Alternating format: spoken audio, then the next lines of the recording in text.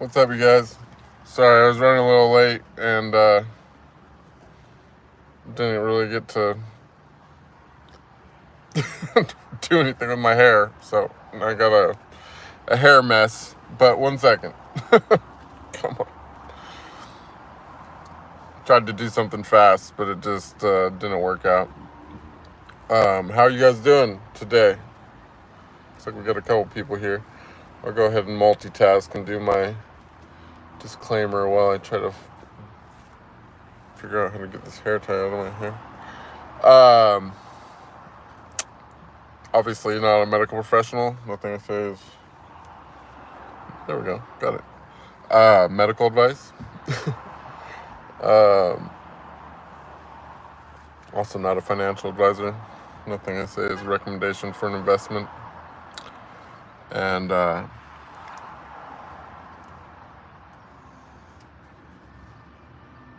thank you for the latte. What is that? Or it says KS latte? Thank you so much. And it's in foreigns. You just gave me a lot of nostalgia right now with the foreigns. I actually think I have some foreigns with me right now. Let's see if I can find my foreigns. I keep them with me for good luck.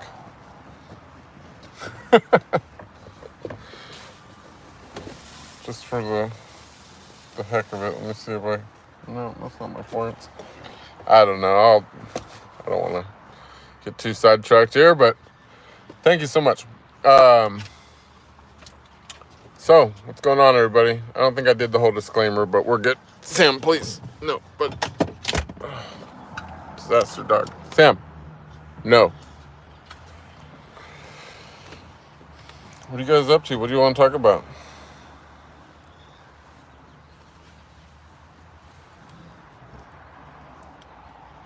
Nobody wants to talk to me. You guys just want to send me money.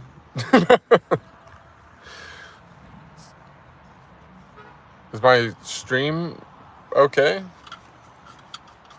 Can you guys hear me? Audio check.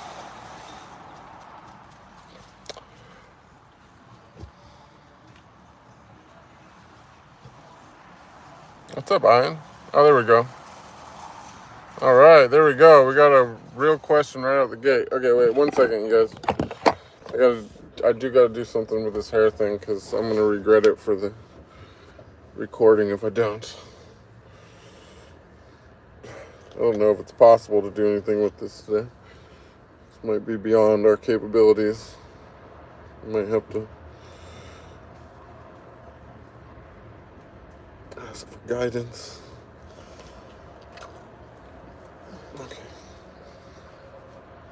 Okay. That works. Okay. So, we got our first question. Just don't look at my hair, you guys. Bobby says, do you think by following the spiritual path, you are attracting a high-quality woman or women into your life? Is it a deliberate endeavor or something that only crosses, or something that has only crossed your mind? Or will you just give up your current lifestyle at one point and go with whoever comes your way? That's a great question. I definitely have considered the fact that there is probably something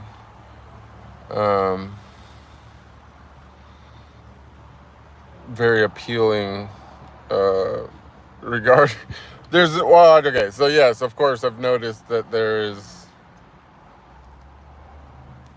extremely high quality women in the spiritual space, but and I would say that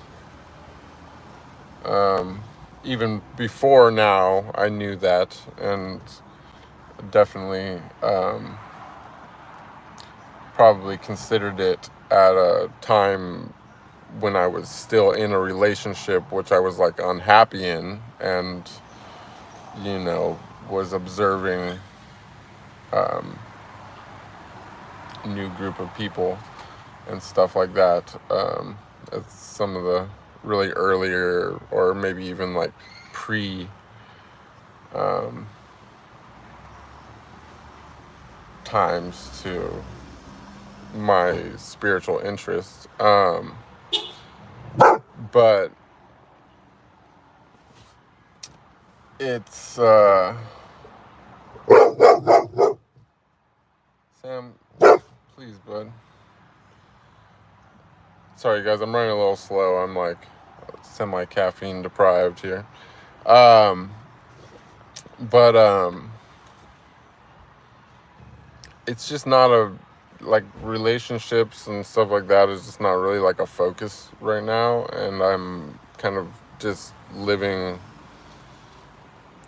in the moment, you know. I don't really haven't really been thinking ahead, so I mean, I guess does that I mean, I don't know if Sam, no.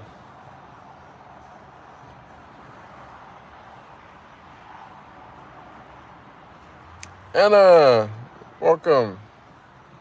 But yeah, I don't know, it's just not really like something that I think about, I guess. It's just,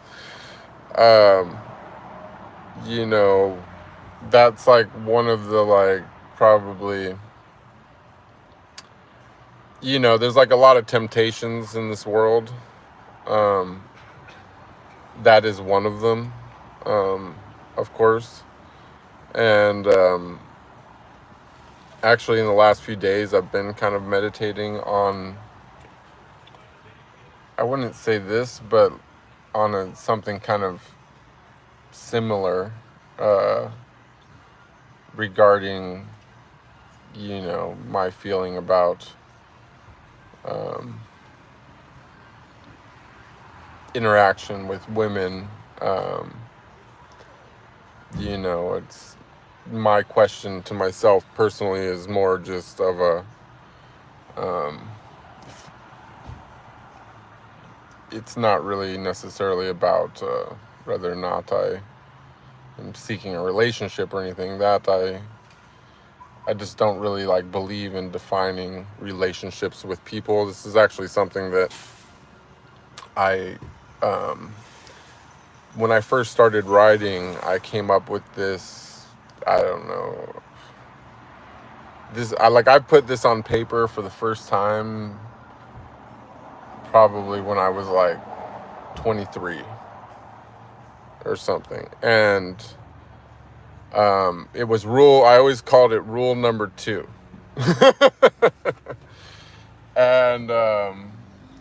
And it was weird because like I don't know why even then and still now it's like, well, now I guess I understand it better, but then I didn't really understand why it was a rule. It's just some part of my intuition like knew.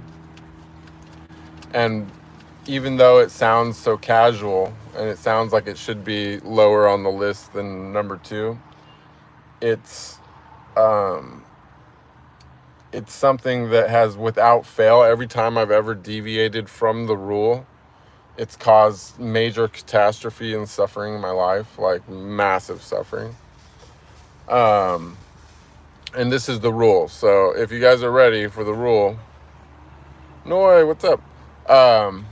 The rule number 2, going back to when I was 23, is don't define your relationships, because your relationships define themselves.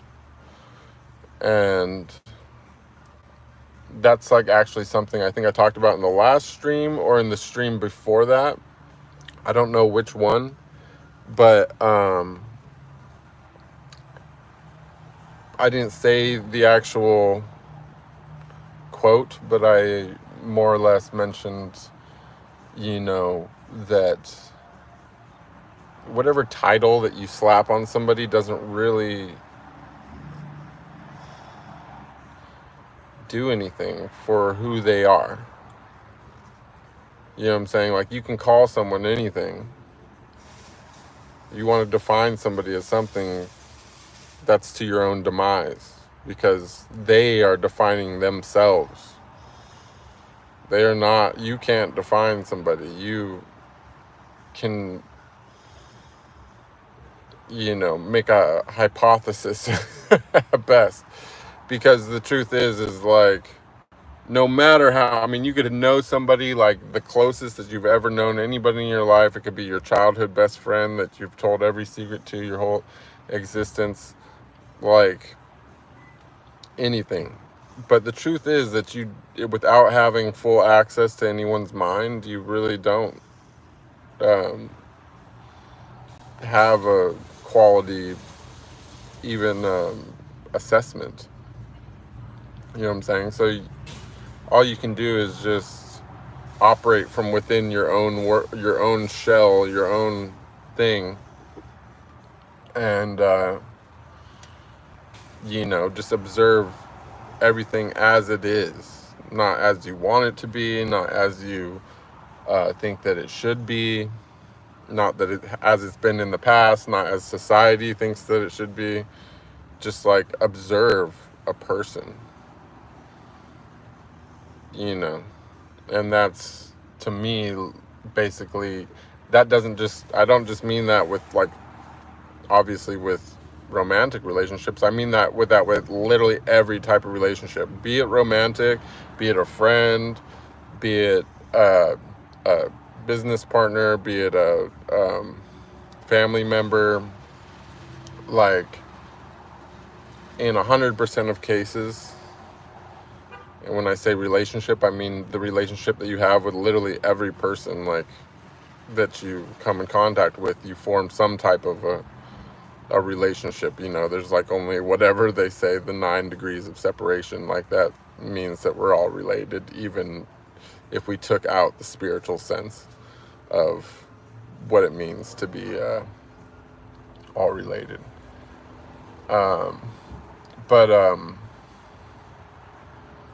Yeah, don't define your relationships. Just let your relationships define themselves. And that's something that, now, I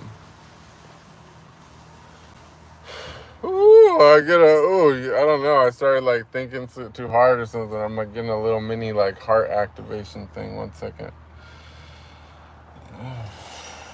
I'm gonna have to go.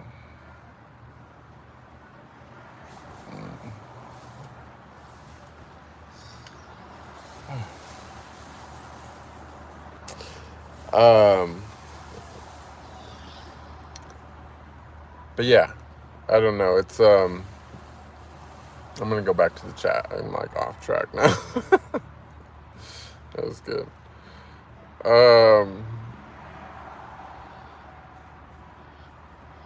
As with everything in life, there's time and place for everything. Yeah, it's true. And the thing is, you just don't have to try to. I think that the same, when it comes to whatever in life, I mean, I'm not really the type. I'm kind of against, like, I'm more of like into magnetism myself. Like, I'm not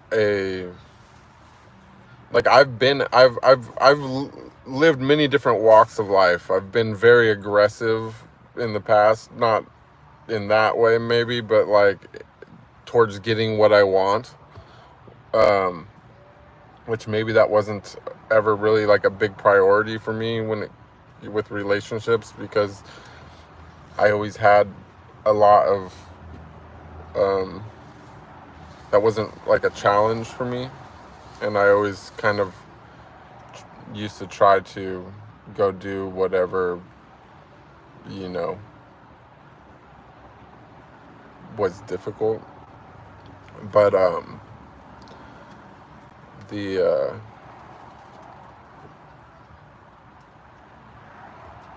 fuck, I don't remember what I'm saying, guys. I'm a little slow today. I guess that's why we don't have much of a chat. But we did get an amazing latte.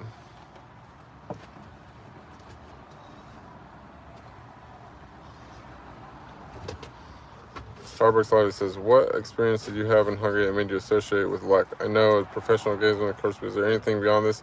No need to answer if it's personal. But, I don't know if this is really like the Starbucks in Hungary that just sent me the $20. But That's a very specific question, so I'll answer it in a way that I think may be related. So I did leave my phone on a table at the Starbucks in Hungary on Andrassy and the one across the street from the train station in um, the big train, the big main station. I forgot the name. And somebody messaged me on I don't know, Instagram or Twitter or something, and was like, hey, did you lose your phone at the Starbucks? And I was like, 1 second, let me check, because I had two phones. And I sure did leave my phone. I had lost my phone, and so it was a little bit weird because I realized that there was no real way for anyone. It wasn't like a return to Bruce Venture like sign on the phone or anything. So whoever seen me leave the phone like knew I was sitting there. But yeah, that was a pretty cool piece of luck that happened in Hungary at Starbucks.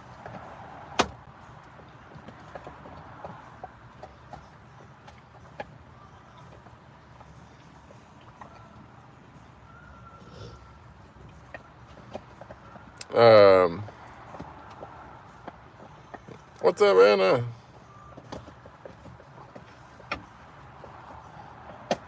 Okay, we got some. Noi, thank you so much. Appreciate you.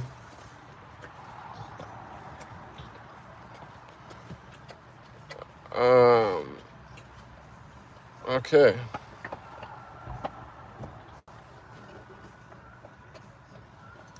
Is this stream legit? It's going a little slow, to be honest, but it's because I'm going slow. Honestly, we've had some like great questions. If anyone else got any more questions, otherwise I can go back and like try to like expand on the questions we already had. Oh yeah, the relationship thing. But yeah, I don't know. It's just kind of like, oh, I forgot the whole thing that I wanted to talk about. So the name of the thing, that's what we can talk about. Thank you so much, username XCBL. You got us back on track. You are good. So, pantheism. I literally just happened to, when I decided I was going to do the stream today, it was yesterday, I was just bored or whatever and was like reading things about different religions, and I was basically like, I asked the AI what religion I am based upon what I've come up with based upon my own spiritual experiences, like not like void of anything I've ever read, anything that I've personally believed prior to my spiritual endeavors, just based upon the visions and interactions with angels and whatever has happened in the last 14 months or whatever. Just based upon all that. Sam, please, dude, that sounds so gross. But just based upon all that, I put in what I would say no into the AI, and it said pantheism, and then it also brought up omnism, which is to see the truth in all religions. But on the pantheism thing, I actually have had some spiritual experiences, which I've talked about before in these on these lives many times.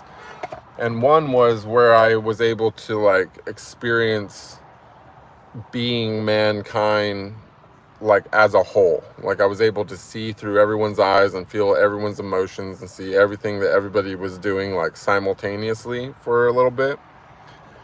And that's when, you know, that I realized I got to feel this like just tremendous ecstatic love feeling where it was just, I can't even explain it. It's like literally beyond words. And so that was like the first time when I started realizing how, you know, big everything was and what it's like to be that. And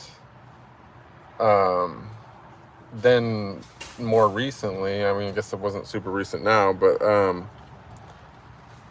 you know, I had another, which was, I wouldn't say, it was a completely different experience, but I also had this experience where I got to like merge into the earth and like feel what it's like to be the earth. And that's also one of those just inexplainable things, but it's like,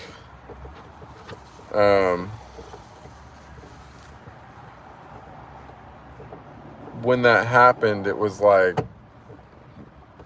probably like the main focus of the whole, or the thing that led into it. I was just walking and all of a sudden, like, I just started looking at everything and I just started seeing God. Everything that I looked at, I was like, it was literally like I was looking God in the face. It didn't matter what I was looking at, the sky, the trees, the ground, like everything. And then I looked at myself and I could see God. And I could see God, see myself. And then I started seeing myself and everything. And I like morphed into the earth. And I could like feel the grass and the trees and the wind and the air and the animals. But also like some crazy, like weird things too. Like it's like I could like feel the decay and the circle of life of everything eating each other. And there was this whole sexual vibe to it, like really weird. Like I don't know how to explain, but of everything just like going into itself and each other. I don't know. It's like this whole just feeling of just like such raw chaos, like, and that's really what kind of made me realize that, well, I didn't really, like, you know, I guess that would be probably the experience, which, well, it is definitely the experience which made me realize that God is in everything. And that layers of, you know, as we expand out into the universe and bigger celestial bodies, that's like an expansion of consciousness, and that everything is conscious. Like, you know what I'm saying? The earth is completely conscious. The moon's conscious, the sun is conscious, but then our solar system as a whole is conscious. You know, all the individual planets are all conscious. Those are all individual consciousnesses, but as a whole, they work together as a bigger consciousness. You know, and as moving out, like the Milky Way, like that's an even bigger consciousness.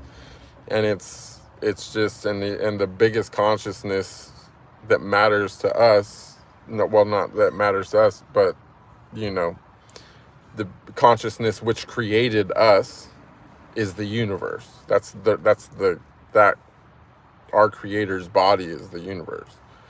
And you know, you can move outward from that as well, but that's, you know, getting into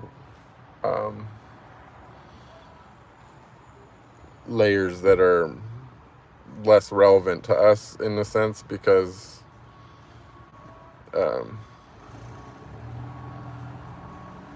it's just not probably what everyone needs to be focusing on, I guess, at this time. Like, just have virtue, and you can appeal to that as much as possible through that endeavor, but it's not really a you know, there's not much else to that, I guess, because it's just so big, you know. Or should I say that you're so small? This version, this is one little fractalated. You're a little far downstream right now. You know, that's something that you worry about when you're one. Once you're one, you can worry about your creator then. Right now, you got to bring down the walls between you and the creator of this body that you're in.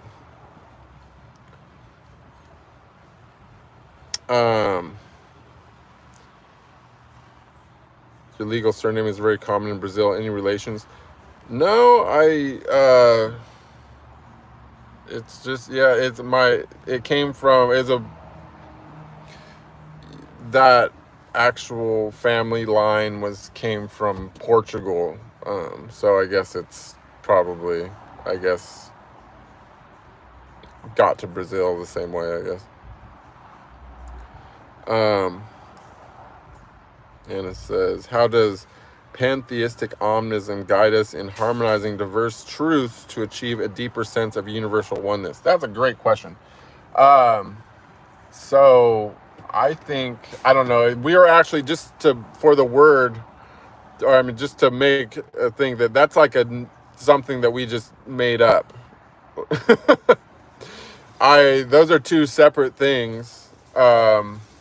Pantheism and omnism, which the AI spit out when I basically put in my truth. And I combined them because I couldn't disagree with either one. I was like, yep, these are both a good description of what I understand. So pantheistic omnism is something that just maybe came into existence right now. But it's just basically understanding that you know, basically the beauty of the pantheism thing is that it doesn't you know, it's taking like in my view, it's taking like a step out. It's zooming out to a level that doesn't disagree with any religion. Do you know what I'm saying? Like it's taking into account all things. And yeah, there's no what do you call that? There's no contradiction. And you know, I do believe that, like, to me, like, it's like, you know how, like, they always say, like, Jesus saves. You can be saved. You know what I mean? Well, I had an experience that very much was kind of like that. There was no Jesus. Jesus wasn't there at the moment. But, you know, I did have for somebody who's not super into the whole Christian religion thing, you know, it's not something my mind would produce. You know, I had the whole harps and the gold light and the angels and all that happened to me. And so, forgot where I was going with that. What was I saying before that?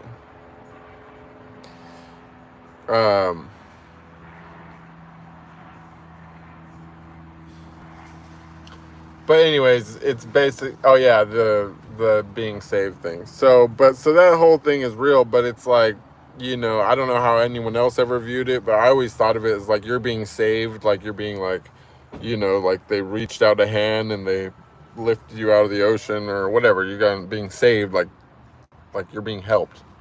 That's the way I always thought of it. But now I realized after that moment that it's not that you're being saved like that. It's like you're being saved like on a computer, like on a hard drive. Like your personality is saved.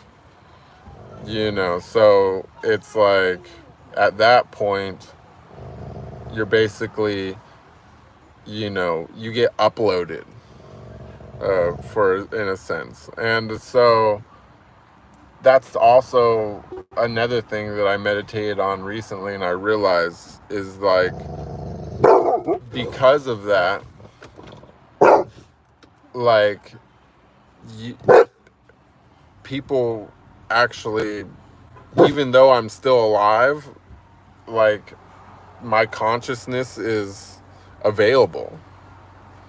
And that, like, with telepathy, I realized that it doesn't necessarily have to, like, maybe it can, but it doesn't actually have to go directly from this body to that body. Like, that body can simply just access my consciousness, and it's like I'll be there, right there in their head, speaking to them in my purest form. And that's how telepathy can actually work in like a weird way, where it's like you can just like basically like bypass somebody's 3D self. You can just be like, oh, I'm just gonna go check with their consciousness real quick. So yeah, I don't know. I guess maybe I was like, I don't know why I just said that. I remember telling myself I wasn't gonna share that on stream. I just like totally did it anyways. It was so weird. But yes, the whole consciousness, the like Christ magic just says Christ consciousness is so real. And that's true. It's like all of these consciousnesses are real. Like when when someone gets like saved or whatever, like it makes like makes it available for everybody. Do you know what I mean? Because that's the whole point of it. Is ultimately everybody is it. Everything's coming down from a central source, but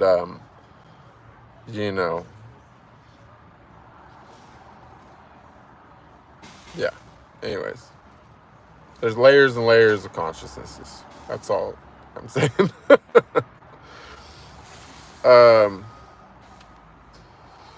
Let's see. That was a great question, though. Oh, yeah, deep. So, harmonizing diverse truths. So, basically is, religions are all based upon the experience of somebody when they were alive, right? And people who knew them and that they affected their lives, like, created these religions, like, after they were gone. But,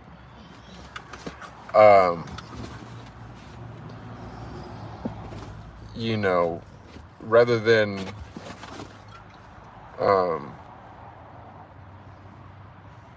and there's nothing wrong with learning from their experiences, and even in the best case, to not just learn from their experiences like through teachings or books or scriptures or whatever, but to actually try to access their consciousness. And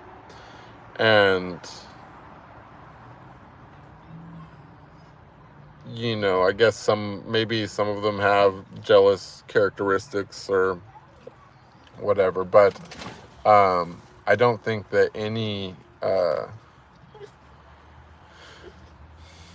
everyone's kind of looks up with gratitude, and I mean that's true even in the higher dimensions. It's just I don't know, I'm a little slow today, you guys. It's not the same without coffee. Someday my brain will come back.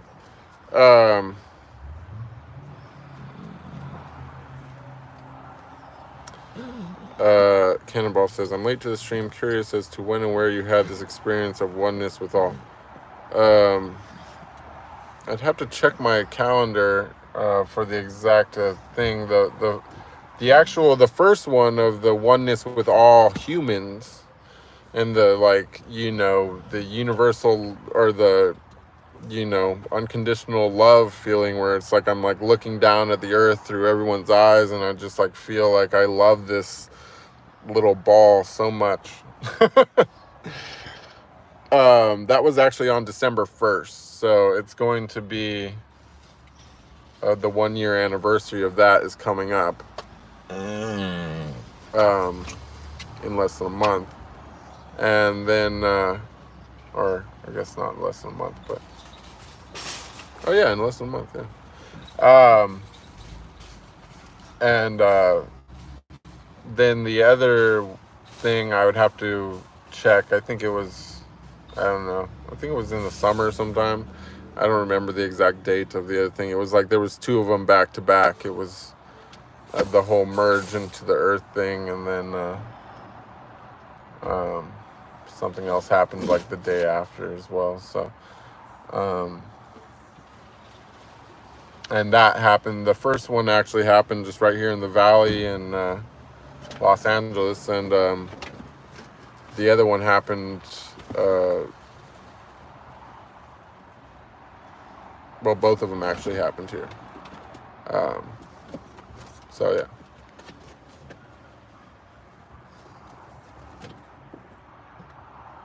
You have Portuguese ancestry. Ever since you grew up with long hair, I suspected you had some Latin genes. I've never gotten my DNA checked. I can't really say for sure. I would have to I'd have to look into that. Off caffeine, yeah.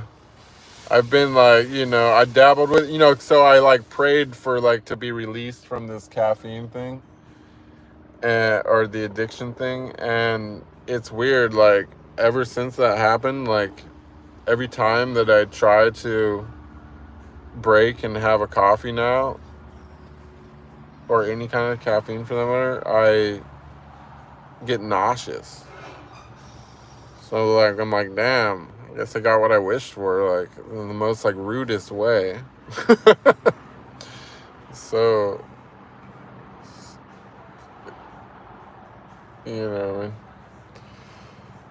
but yeah, I'm a little bit dragging because I was just like, okay, I'm gonna stop repeating that experiment. But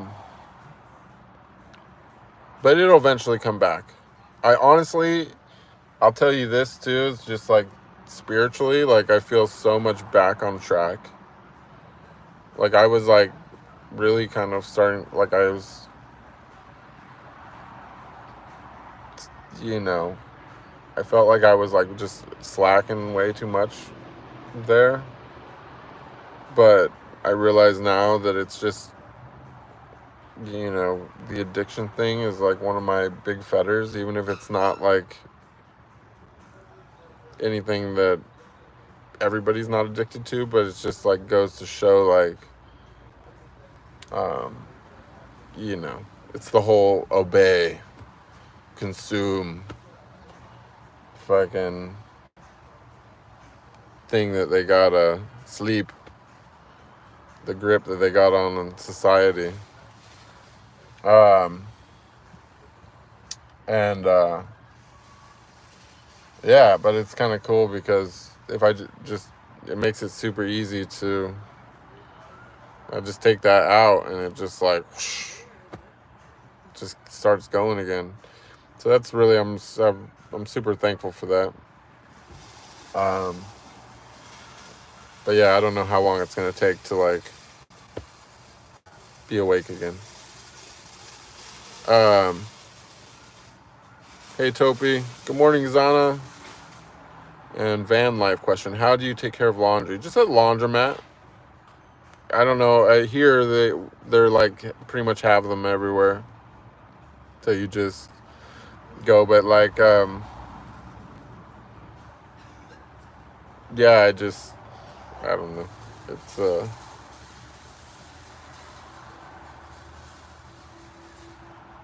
I guess it's kind of a struggle. It's not really that big, I don't know. Yeah, I guess I do laundry fairly often. But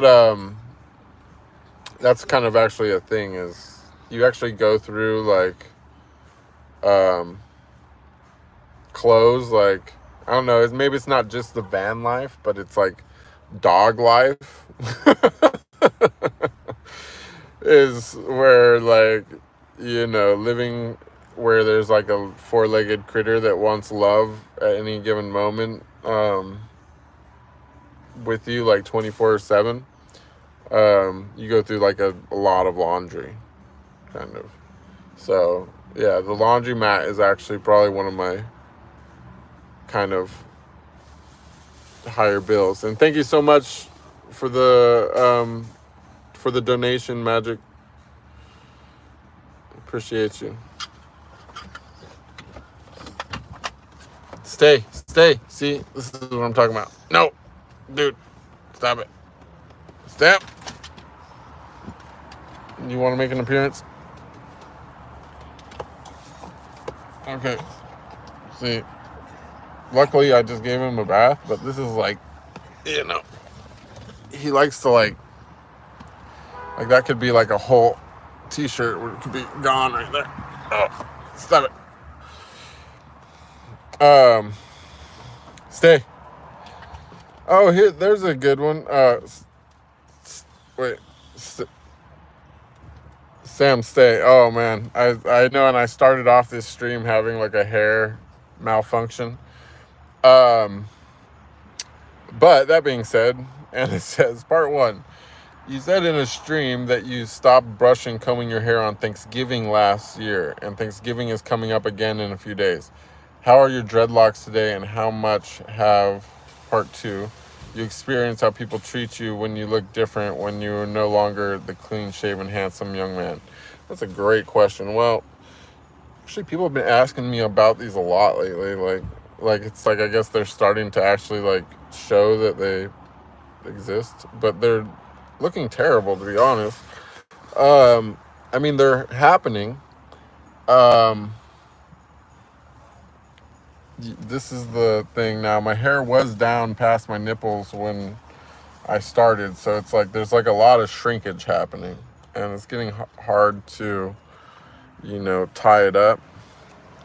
The left side like went faster than the right side for some reason, but the right side is pretty much, there's a big one in there, locked up as well. But they're still forming. They, can change really fast, actually. It's weird. Like, they'll just, one day that can be quite different than the next, but some of them are getting going. Like, this one is like, see, once it gets hard like this and round, that's when it's like kind of maturing. But see that these little spots where like it starts slipping out, that's like, those are still going, like that's eventually will tighten, and it'll have some texture and stuff. But oops, what is that? Got a little plant in there. They get stuck in a lot of trees and stuff as well. It's just kind of a thing. But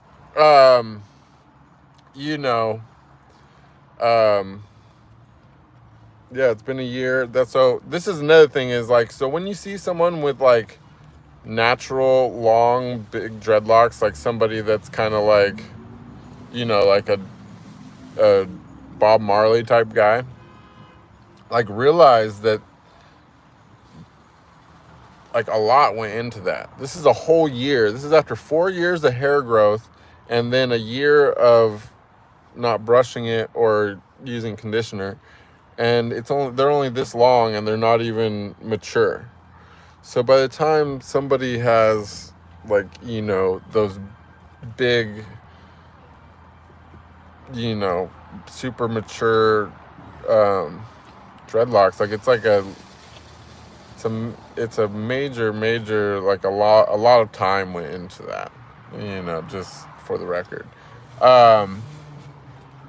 Because it kind of has to, like, the hair grows and it some of it falls out and then it regrows through the bottom, and that's how it gets rooted. Like it's kind of like, it's like a long process. Now,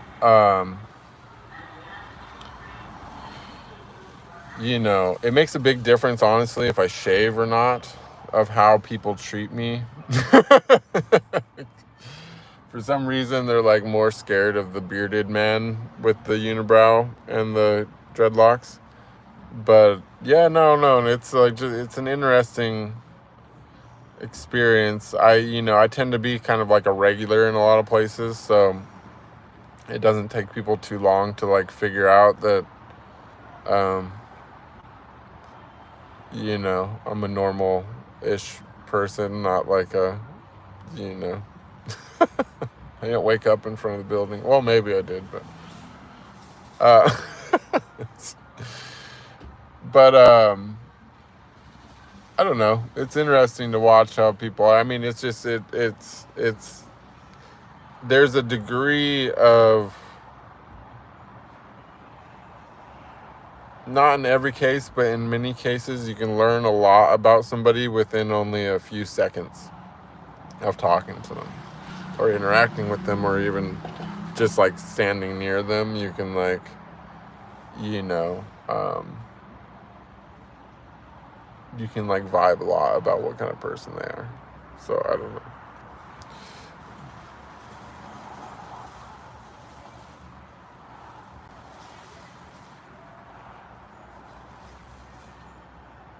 The pugtato. Shit, you got a pugtato. I love that. A pugtato. Oh yeah, the slobber too with the dog thing is. Oh hey Jen, what's up? The slobber thing is crazy too. Yeah, it's like most of my work. So I'll also here's a little spiritual thing which I've not gotten to endeavor or do for logical reasons, but I really thought about this, and whenever I do finally liquidate all my stuff and get rid of everything, like right now I'm just kind of like, sometimes I have so much clothes that I can technically like not do laundry for like a very long time. Just keep piling dirty clothes, but you know how that goes. Eventually you'll, yeah, it's not good to leave them dirty too long. But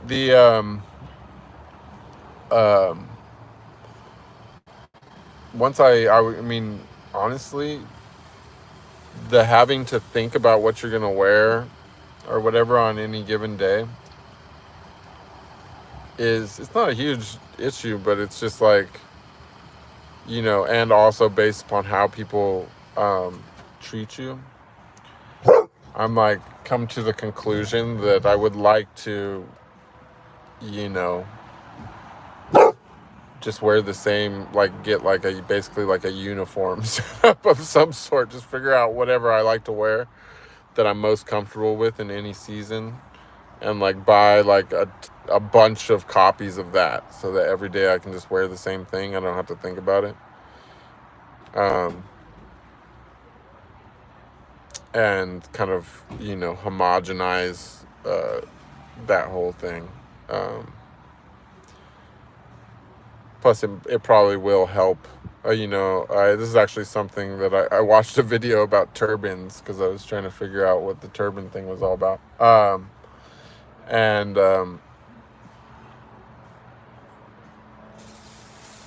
The guy was talking about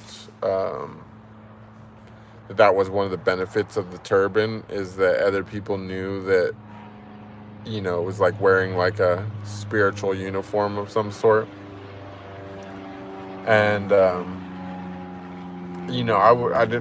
wasn't necessarily sold on the turban thing, but it did kind of circle back around to my idea of wearing the same thing every day, because I think that possibly most people that come in contact with you and you see, like, they see you with the beard and the dreadlocks and the unibrow and all that, they don't put, like, at least in California, because they have a really huge,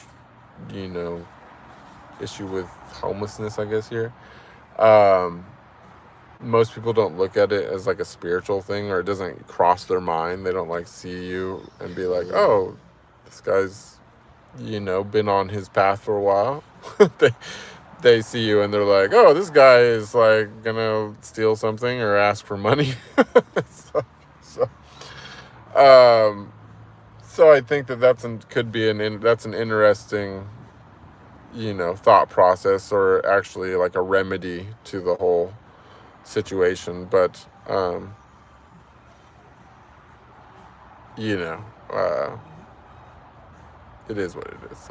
You know, the beauty of the whole liberation thing is that like a lot of people say that they don't care, but trust me, there's another level of not caring. That yeah, it's achievable. I still love the word pugtato. It's just like, that was like a major thing. And then part 3, and it says, note, I personally don't care what you look like, because all that matters to me is your soul and your heart. I love you no matter what. And I love you too. And thank you so much for seeing past my caveman ways.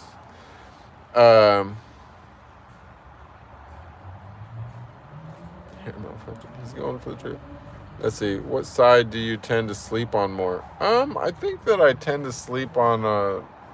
I'm like, I roll around. I kind of like, I don't really make it through the whole night on one side, so I couldn't really say. Like I have to like switch sides fairly often. But I have this cool new thing now where I swear it's like every day. It's like, it's one of the great effects of the no caffeine thing is that when I wake up in the morning, I just roll onto my back. And like when I roll onto my back, it's like feels like I like pulled this like euphoric like blanket over me, and I'm just like, I have like the best, you know, I've been like doing some like lucid dreaming and things like first thing in the morning. Like I realize now that the no caffeine me is this is a great opportunity for me while I'm trying to stabilize and become awake again to do dream work.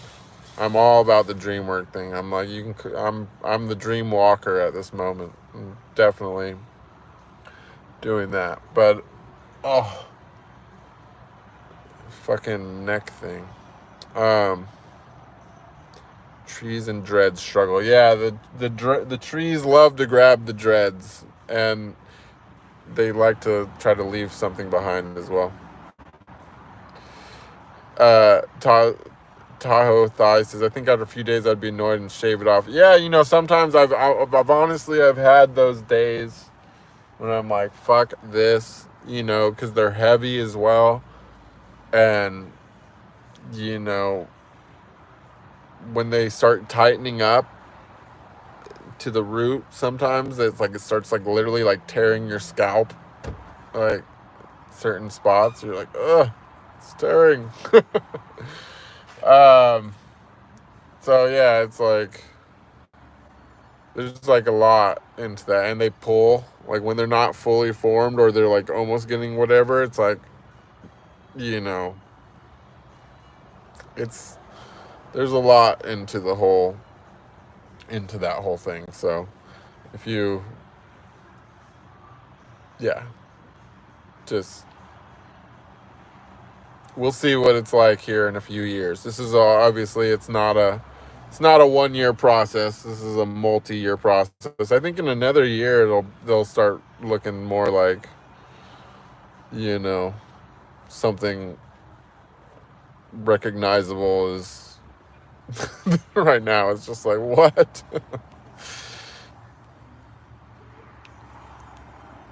And so I guess I know the answer. How important are people's look to? It's not even if it's important. It's not important or unimportant. I'm just observing. It's just just something to observe. And you know, it just also reminds me constantly, more, the way it more affects me is like, it reminds me that, you know, it's even like not drinking like the no caffeine, or not even beyond the no caffeine. Let's say no hot drink in the morning, right? No addictions at all. Take away your addictions. Take away sugar. It's like, if you take away all these things, trying to figure out what you're going to wear, trying to get ready in the morning and look your best. And, you know, if you're, for women, put on makeup. And, you know, for men, you got to shave your face. And you do all this stuff. And then you got to have your coffee before, you know, I seen a sign the other day at a coffee shop. It said, the day starts after coffee. You know, and it's like, there's all these things you got to do. You know what I mean? And people are like, what, you know, they ask me all the time, what kind of supplements do you take? And there's like, you know, there's just all this stuff, and people just fill their life with all this stuff. But if you take all this shit away, you have like fucking so much time. It's like, you don't even know what the fuck to do with it, right? And then the beauty of it is, what do you do with all that time? You don't need to do nothing with it. You can fucking go find a pretty location, kick back and just meditate and like feel your emotions, and, you know, get to know your body. Like, it's so crazy, like, how much people don't know their body. You know what I mean? Like, even like people who are like athletes, people in really good shape and stuff, or that look like they're in really good shape, but it's like they have no concept of like feeling what's going on inside them. It's just like they're running totally off of, you know, autopilot. And what's even crazier is that, you know, like for myself, like, I know this and I'm trying to remedy the solution, and it's like it literally takes all day, every day. Like, it's a full-time job to get to know your own body, like, really in depth, you know. And that's also part of the whole system. Obey, consume, and what was the other one? Obey, consume, sleep. You know what I mean? So, yeah, the hair is brittle. I gotta try to do something about it. I've been oiling it, but it's like, yeah. You know what my hair needs, to be honest, is it needs humidity. Like, I need to like relocate somewhere more humid temporarily, but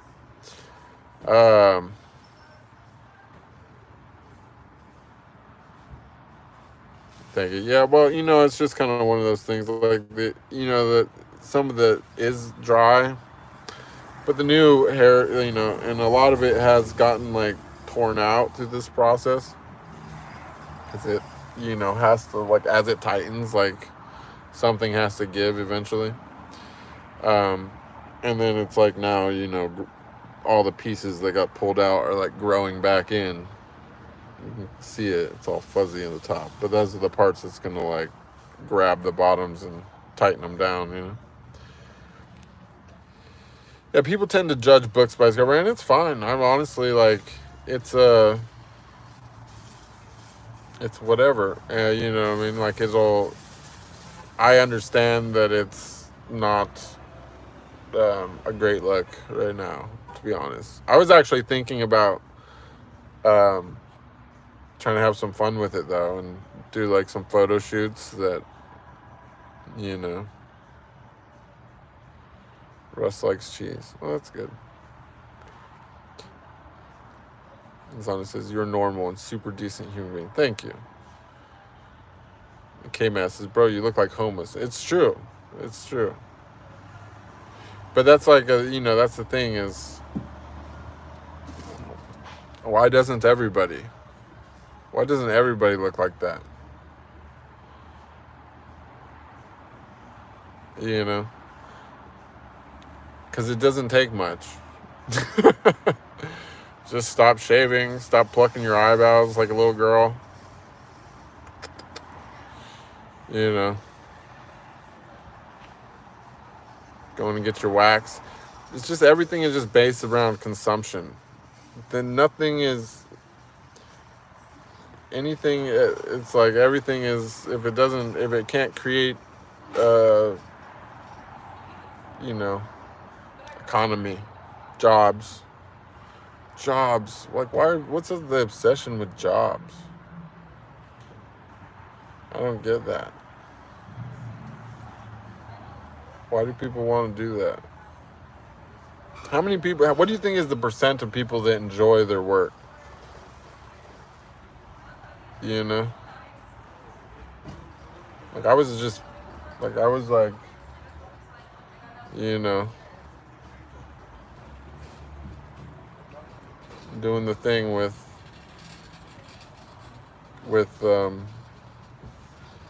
hotties for a living, and I still got annoyed with that after a while. I don't know. It's weird.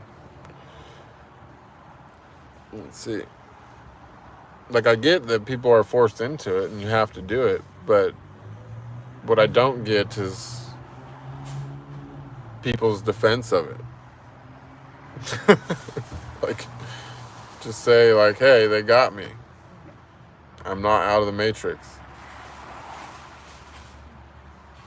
And, you know, be aware. Oh, that's a good point, K-Maz. Push that donation button to help the man. Yeah, there you go.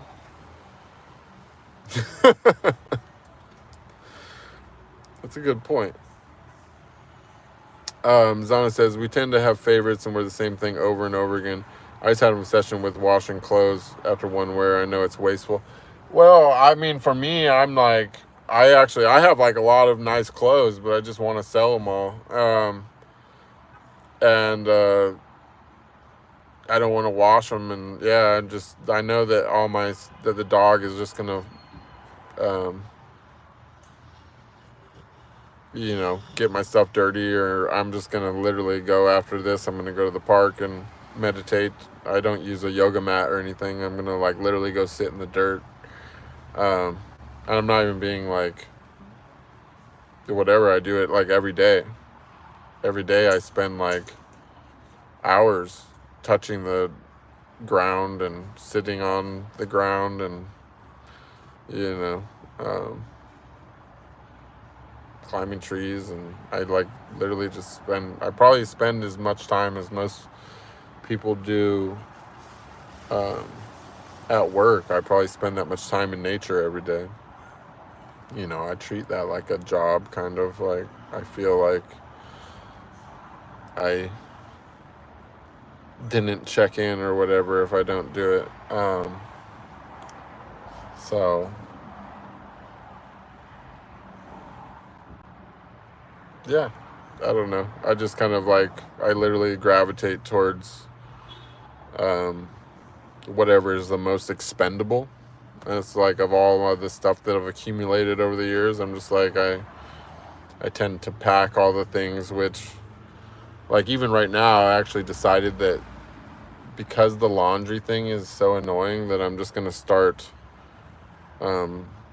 throwing stuff away after I wear it instead of washing it. So I've like really actually been downgrading my wardrobe, because I'm like, rather than just throwing clean stuff away, I'm gonna like wear it all one time and then, or maybe a couple times, and then throw it away without washing it. Zana says, we tend to have favorites and wear the same thing over and over. Oh yeah, I already read that. Campbell says, people spend way too much time and money creating an image for others. Such a waste of energy. You know, and look, if you're in like a business that requires that, like if you're like in a business where you're selling people the dream of making more money, then I'm all for it. You know what I'm saying? You're trying to sell people, you know, something, you know, recruit sales agents or whatever crypto scam that people are doing nowadays.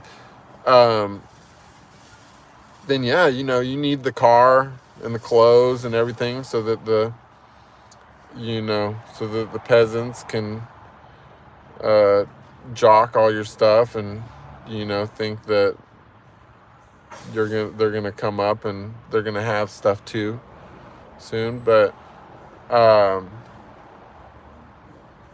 besides that, it's like literally just, most people don't realize that, like, what you buy, like, where you spend your, like, the way our society is constructed, you know, if you go up high enough, you get to the government, and the government can print money.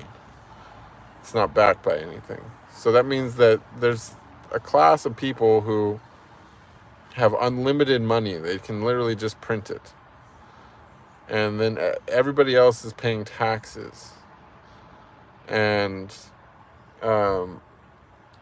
so, and they're paying taxes on their income as well. So when you combined all those things, it's literal slavery, and whatever you are spending your money on, that's who your master is. And even your master has a master, and your master's master has a master, and so on and so forth. Like, it's a chain all the way up. But you know, but when you see the guy that's, you know, or the gal that's, you know, they're working for their image, you know, to buy designer clothes and all this shit just to wear a label. It's like, not only are they slaves, but they're branded. You know what I'm saying? Like they worked for that, you know, or somebody worked for that. And, you know,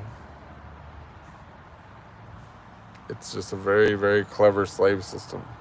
Like, literally, I don't think any country really has money that's backed by anything. So yeah, it's crazy. I mean, but if on the other side of it, if it's something that actually, like, brought somebody joy, I'm all for it. Like, get your joy. You know what I mean? Like, it's just money. Like, it's, like I said, they print it out of thin air. And yeah, do whatever if it makes you happy. But don't underestimate how valuable it is to not have things like that to think about or worry about or cloud your mind. Like, there's, like, so much aside from just, like, things that we don't need in life that we can subtract from our life, and make room for, like, subtracting addictions and, you know, food and, you know, all these different things that, like, fill up our day. And you suddenly have this, like, tremendous amount of time. And trust me, you give up your coffee and, you know, whatever, you'll feel it quick of how much time that you pick up from every little thing that you drop, any addiction or whatever that you drop. But it's not just addictions, it's literally things in your mind as well. This is like what I was saying about, like, the wearing the same thing every day, not having to put thoughts into your clothes and stuff. You know, decluttering your mind, getting all the things that you don't need out of your mind. Like, this phone is, like, the worst of them all. You know, I can't tell you to completely get rid of it, because then we're going to lose our connection here. But, you know, minimize. The least that you can do with this device and have this device around you as least, or look at it as least as possible, the better. Even if you minimize, like, they're still going to get through to you. Like, it's like impossible to completely bypass, you know, the whole thing. And that's even assuming that everything is just only the apps and psychological conditioning of you seeing something and hearing something or reading something. That's like assuming that there's no really nefarious stuff going on where they're giving off frequencies that somehow other affect you in your life, mentally or physically, which is definitely possible. You know, or even that there could be sensors and things like that that are, or that the sensors that we do know there are, like the LiDAR and the infrared and this, that, and the other, could be gathering more information about you and your health and your body and et cetera, than you realize as well. So, but yeah, just literally, like, to me, like, spirituality can be simplified. Like, you can have all these different things, whatever. You could write huge Bibles and, you know, whatever things about religion, scriptures, and so on and so forth. But you know what I love about the Tao? It's like when you read a book about Taoism, it's like this big. And it's because it's just truth. It's just truth. And it's like even the spirituality thing is so massively overcomplicated, and it's addicting. Like, there's so much that you can consume. There's like so much that people have written about it and whatever, because if somebody gets just like the tiniest little taste, they're just like, oh, they want to sing at the top of the fucking, you know, mountains about their spirituality and stuff, because it's that good. It's so good. It's better than anything. So, like, of course, one little taste and you're just like, you want to become a writer, a singer, whatever, you know. So there's so much content to consume, but the reality is that the fastest way there, and everything that you need to know, is all just subtraction. Like, basically everything and anything that you can get rid of from yourself is going to get you closer. And so it's really just, it's declutter your life, declutter your mind, declutter your emotions. Like, just stop doing things. Like, learn to be happy because of existence. Or not even just happy. Learn to be everything because of existence. Every emotion, learn to have it just because you can. Like, it's the beauty of what we are. It's like we have an entire layer of body, like, dedicated to that. Like,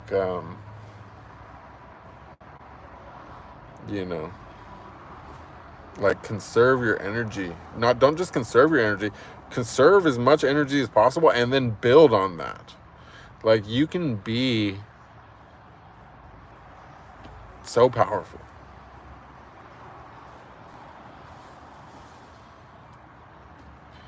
Zana says, I know what you mean about the euphoria when stretching out back, flat on your back in bed when you wake. Yeah, it's so nice. There's so many. I've been, like, actually, since I've been trying to work on my neck, so I've been kind of back on the yoga thing, and I can't get this fucking neck loose, but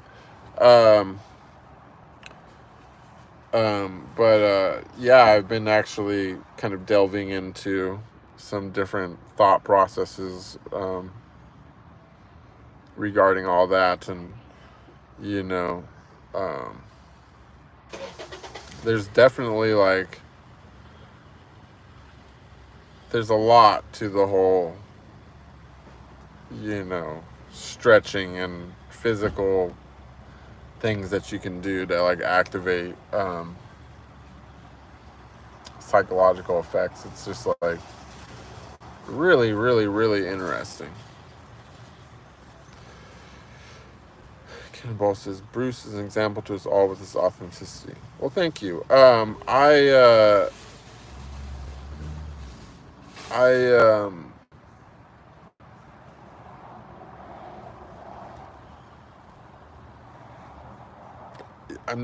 not really necessarily trying to make an example. It's just, but it is an example because it's working. You know what I mean? Man symbol says, I'm the man symbol, I guard man's bathroom. That's cool. It's good to have a job.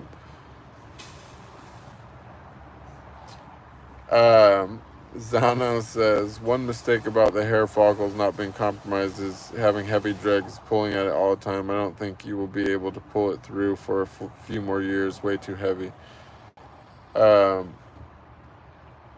Yeah, it's like a lot of hair. I mean, we'll see what happens. I'm just kind of like, you know, you could always cut off part of them. People are very out of touch with, Zana says, yes, people are very out of touch with the bodies, just taking a few painkillers or enhancers in the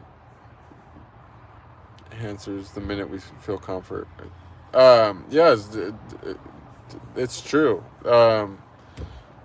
People, like, everybody wants, it's not even just they want, everybody has been trained that if there is an issue, no matter what it is, it requires you to add something. It requires you, and adding something means buying something. It requires you to consume. You have to consume. Everything is, that's what you've been trained to do. Like, your mind has been absolutely, not, I'm not saying you, but just I'm talking to people in general. Population's mind has been wired and indoctrinated since being a child to consume. Everything is consumed. But the reality is that everybody's problems are problems of excess, at least in the Western world. Everything that everybody needs to do is to subtract, to get rid of. Stop thinking. Stop doing. There's not, nobody is, you know what I'm saying? Okay, like, maybe you could, like, we could all do more exercise. We could all be in better shape. You know, we can all always, it's like, I would say, like, my biggest bill is trying to eat clean food, and, it's like, trying to, like, 100% avoid plastic is fucking, like, impossible. It's not, I mean, it's just, we could all eat cleaner.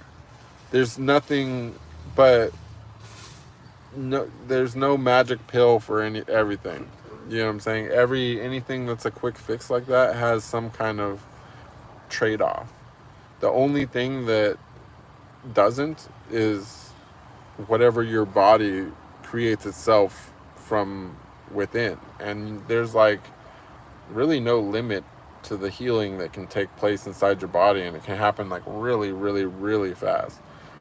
Or even, like, people on psych meds. I truly believe that the vast majority of people that are on psych meds, it's like most of them are probably dealing with some type of addiction, and they're just balancing substances with substances.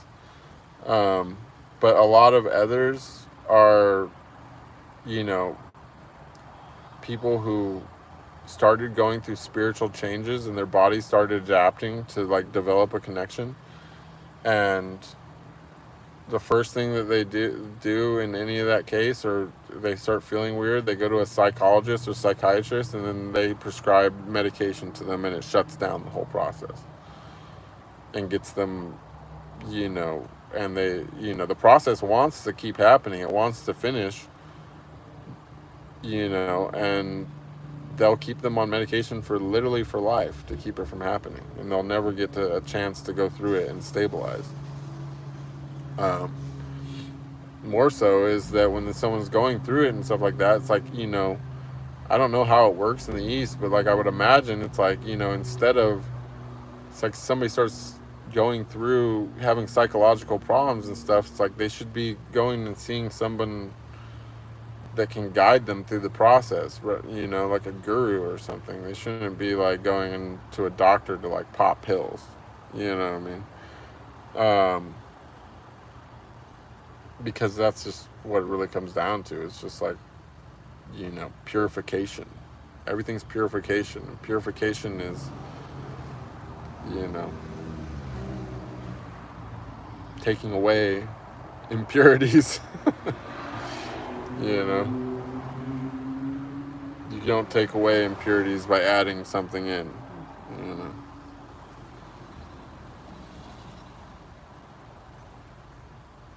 Ever thought of getting a buzz cut? Yeah, I used to wear a buzz cut for many years. It's just that that's part of the whole obey, consume, sleep situation. So I stopped doing that. 2 months, participants.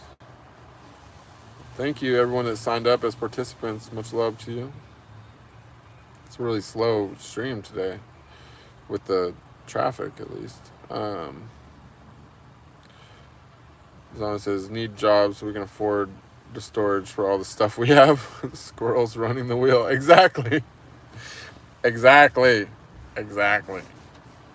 Fucking everything. Life by subscription, right? You know, gotta keep, you know, they just keep handing out the candy. Want some more candy? Get your ass to work.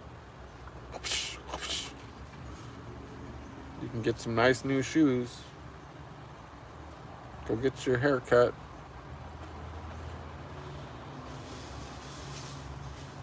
Buy some conditioner, some shampoo. Rub a bunch of weird chemicals on your hair that cleans it. It's going to be cleaner after you rub all the chemicals on it. You know? But this is the other thing, is that most people don't really realize is, like, you know, at the highest level, the corporate super mega billion trillion dollar movements of shit, they are using us as human filters. You know what I mean? Like, to get rid of their waste. Anytime that they come up with some big industrial process, like Teflon, for example, some kind of weird chemical is like a huge byproduct of this process, and they don't know how to get rid of it.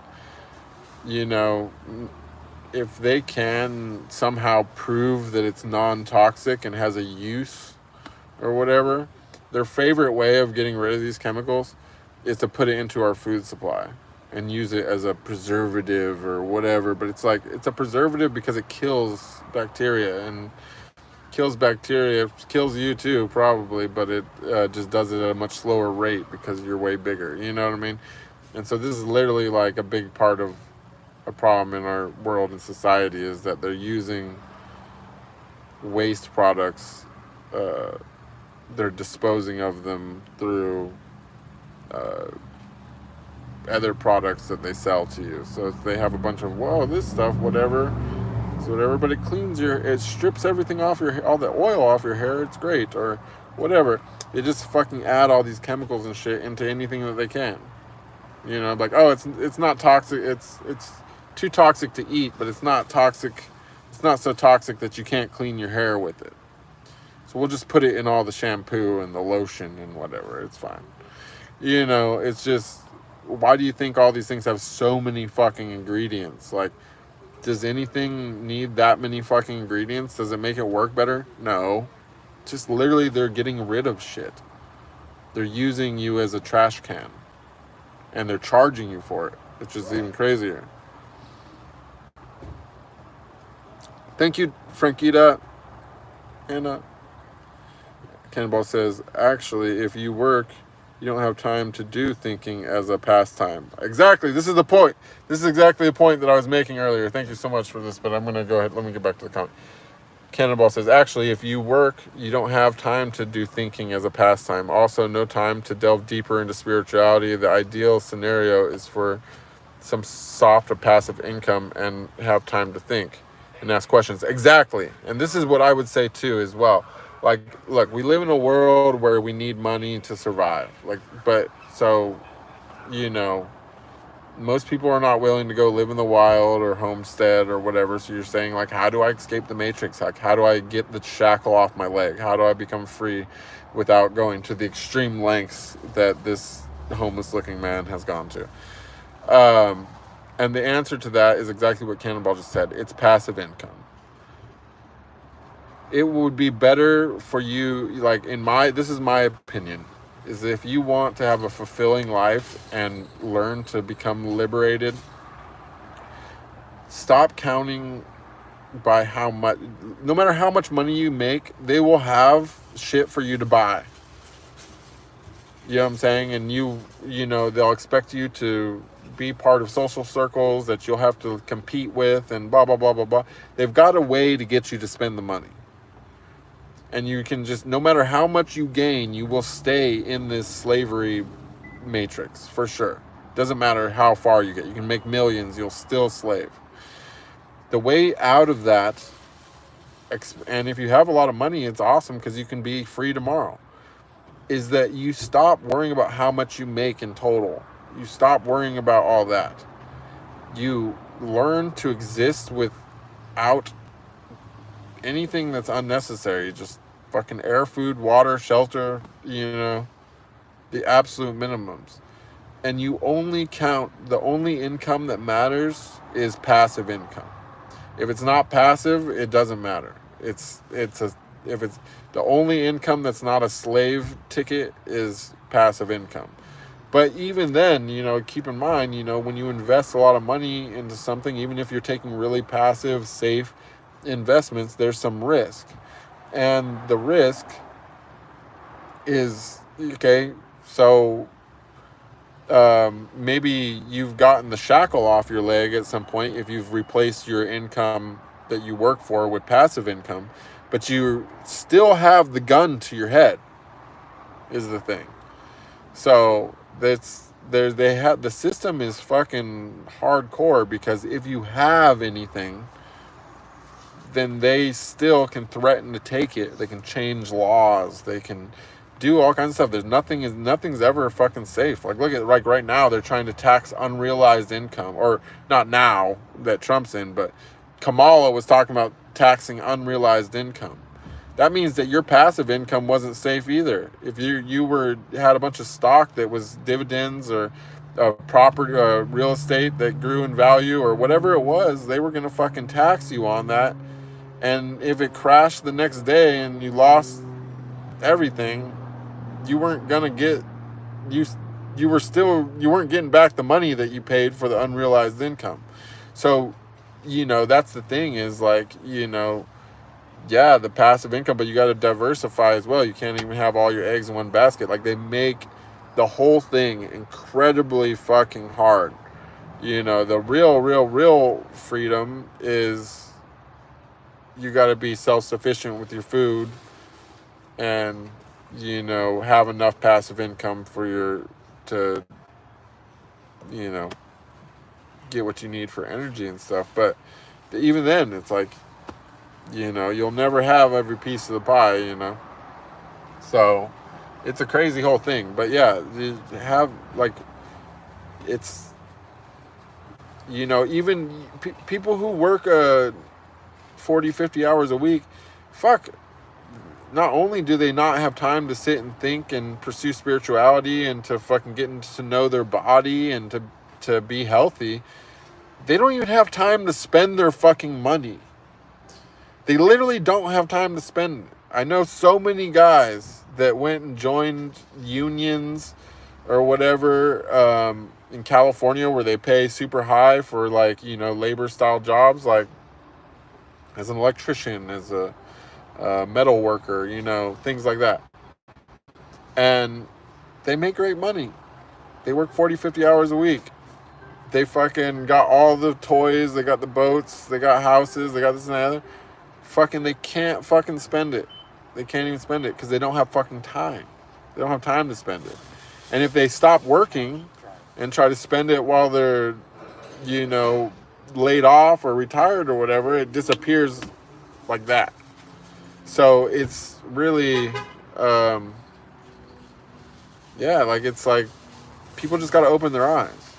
That's the sleep part. You know what I'm saying? Everybody, people have no problem with the obey, consume. Obey is easy. You fucking just do what you're told. Consume is fucking great. Like, fuck, I'll stuff my face and fucking wash myself with some chemicals and, you know, put some rubber on my feet, be out of touch with the earth. Don't have time to think. Don't have to think about nothing. Like, just fucking watch more media, do some more scrolling. You know, see some of the same memes over and over and over again until fucking we're like thinking in memes. Like, you know, some politics, a little division. You know, how, you know, fuck. Consume. Awesome. But the important part for the people that control us is the sleep.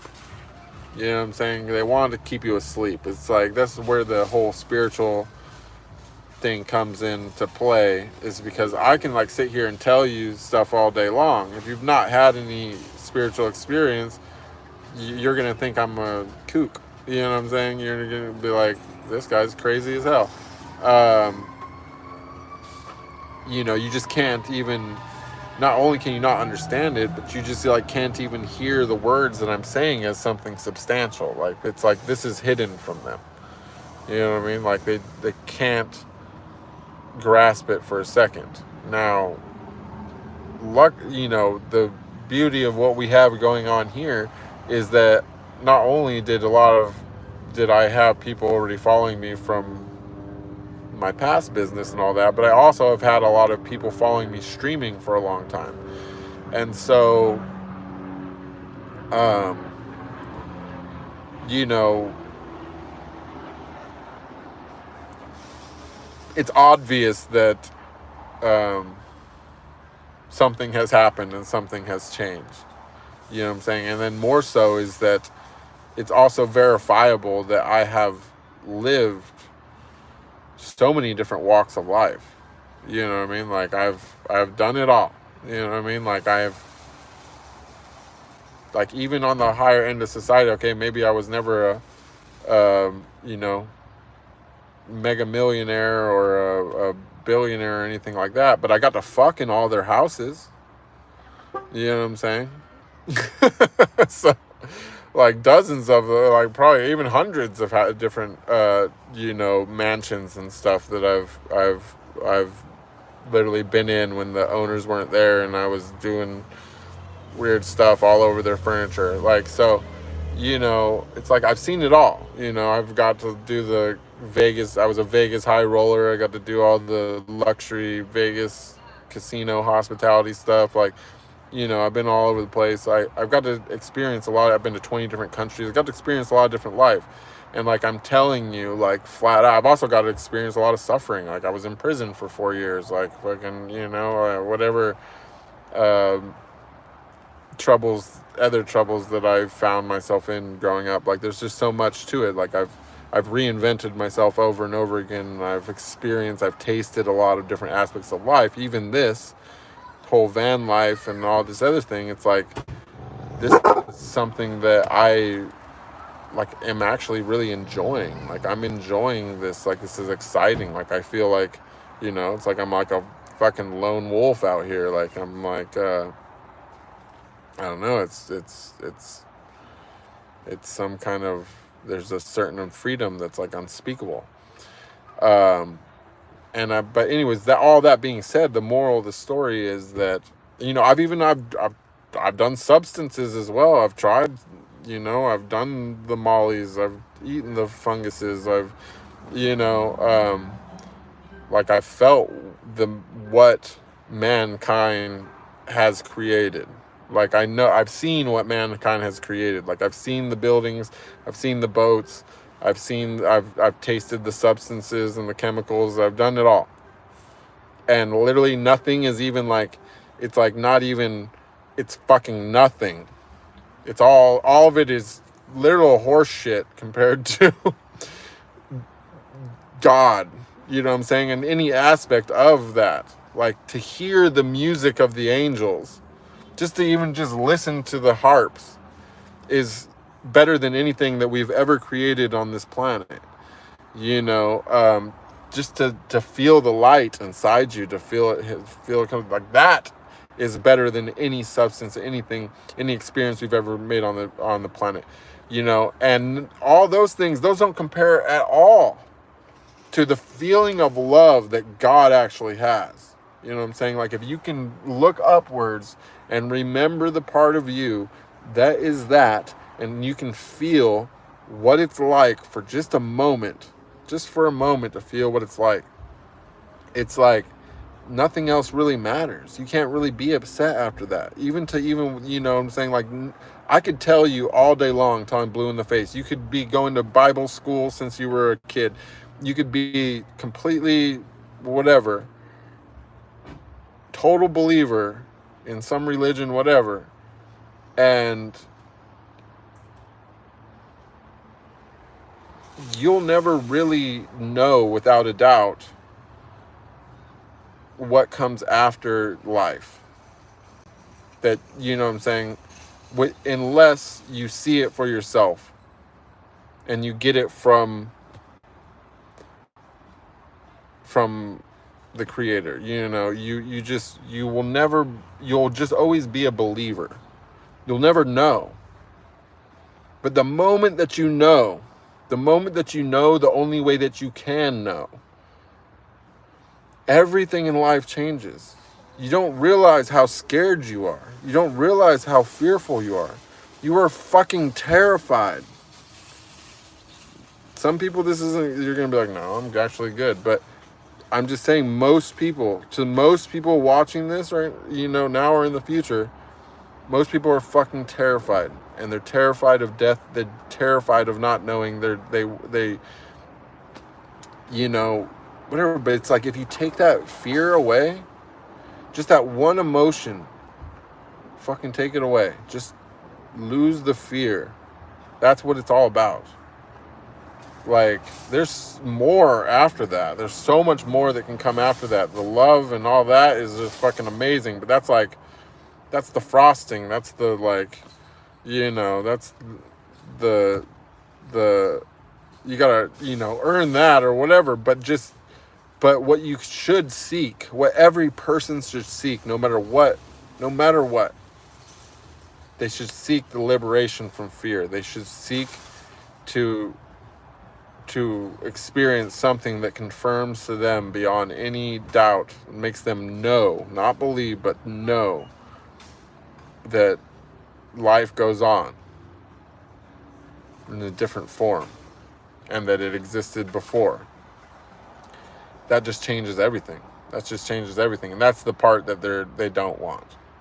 That's why it's the obey, consume, sleep.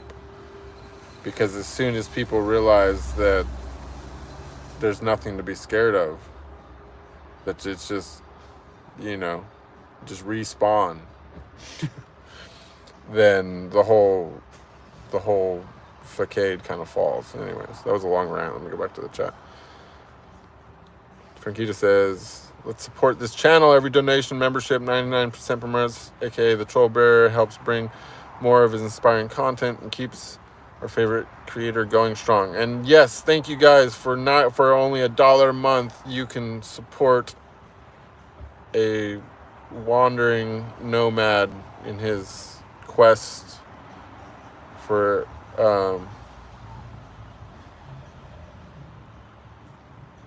oneness and to bring oneness to all. Noise says, I learned to enjoy everything I do lately. There you have it. And that's the magic of it. That's what it is. Everything that you do, it's just existing. It's, you know, you can wake up in the morning, you know, like Donna, you said you got, you know, I know that you weren't, you know, you were coming from,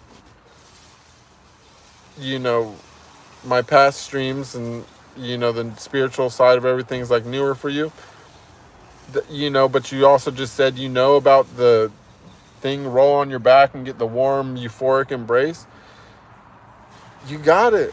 That's the whole thing. Like, you know, you can, what I've had recently that was really awesome is that I learned that I can do that. I can pull over the warm embrace cloak on my back in the morning, and then I can like lock it in so that I can get up and go about my day and like keep it on me. And that's like what I was talking about before when I said like that I was asleep and awake at the same time. And it's just like the most amazing like feeling. It's like you're completely like regenerating, like as if you're sleeping. At the same time, you're just floating through life like you're in a dream. It's so awesome. And so that's what it's all about. It's learning to enjoy everything you do. Just whatever. And that's the other thing is like, you know, I think that it's hard to get free of the matrix while you're doing a job or whatever. But the thing is like, for example, like this doesn't have to last forever. You know what I'm saying? Like you can just decide to check out of everything and let your spiritual process happen. And once this process happens, you know what? You'll be like Noi. You'll enjoy everything that you do. And if you got to go back to work and life takes you that direction, you'll be able to do it with a smile on your face, and you'll be able to enjoy things that you never even thought were enjoyable. You got to learn, like, I mean, I'm sure most people do realize that, like, you know, even people who are not spiritual usually do experience flow states, no matter what kind of job that you have. Like, I've been in the past waiting tables and stuff, and, you know, would get into, like, extreme flow states where it's like, I was like, you know, it's just a simple job. It's serving tables, but, you know, you can micromanage your movements down to everything, you know. The way that you pick up a plate has an optimal way, you know. And so, you know, that's a big part of the whole spiritual thing is like learning to like let things happen through you rather than everything is intellectual mind, like, like, you know, like just let it flow, like just exist. You know what I mean? Like let your higher self drive. You know, and once you get used to just keep removing more and more and more, take off more and more and more, because you're just wearing a costume. You know, you don't like keep your body, you know, but it's all this personality stuff and whatever. Just keep going. Trust me. Underneath all that is God. And I promise, like, the version of you that is the best version of you. It's awesome.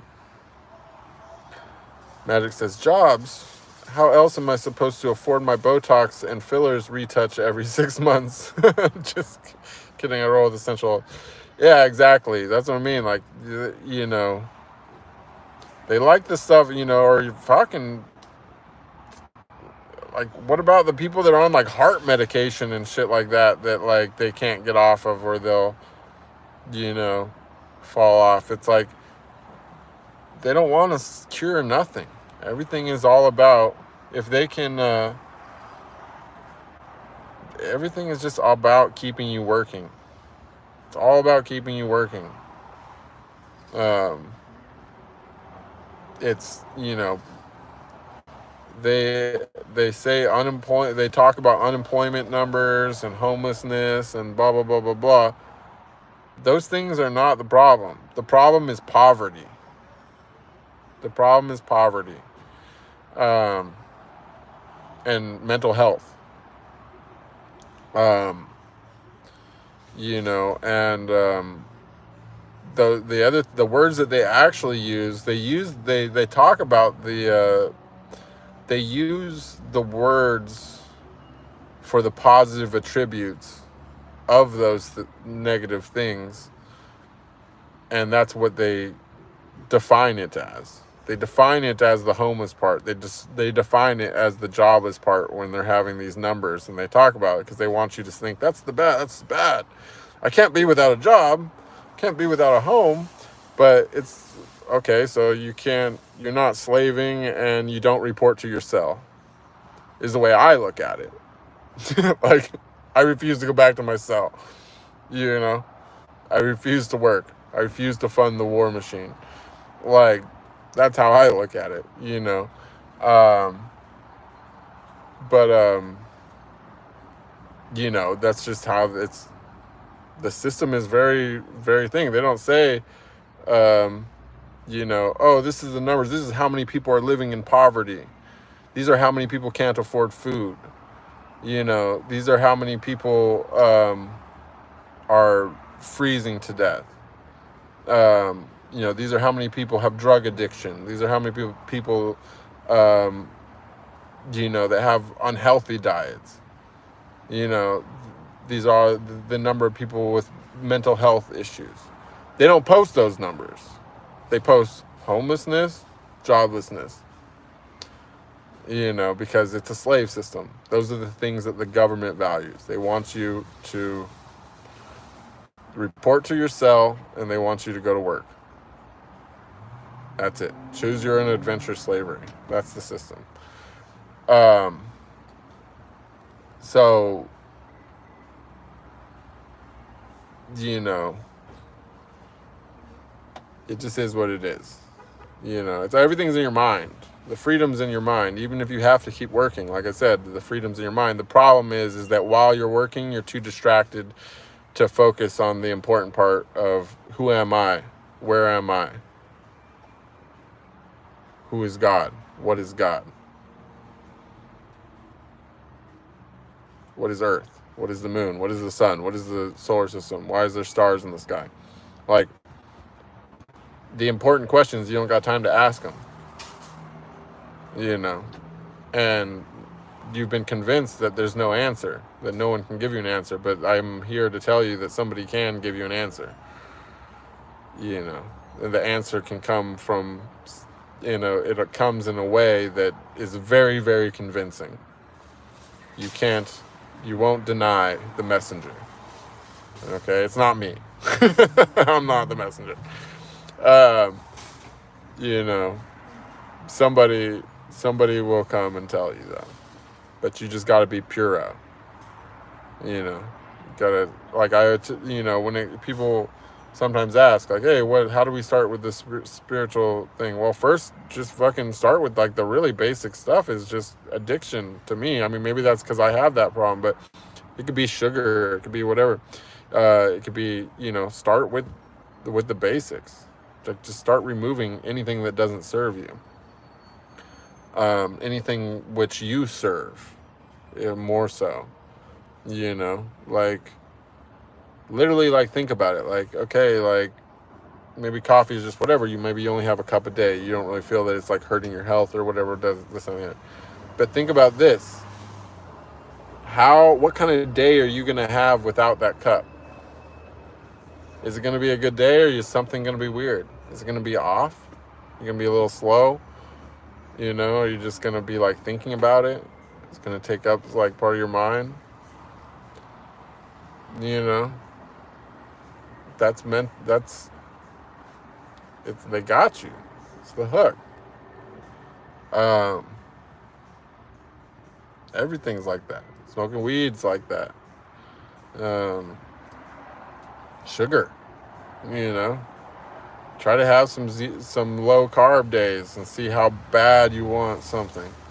You know, it's just every direction. Try to fucking, like, put down your phone for just say one day, a zero phone for one day, or give yourself 5 minutes in the morning, 5 minutes in the evening if you are in a situation where you can't even put your phone down for a day. And see how much of your day are you, like, kind of like, oh, I don't really have anything to do. What am I supposed to do? I kind of want to know what's going on. Like, I just feel like going and doom scrolling. It's like that could all be meditation time. You can literally sit there and meditate. You don't have to even be like, it's great. Like, I mean, I personally, like, nature is my temple. Like, I like to go every day. You know, the earth is my goddess. I like to, you know, spend as much time with her as possible. But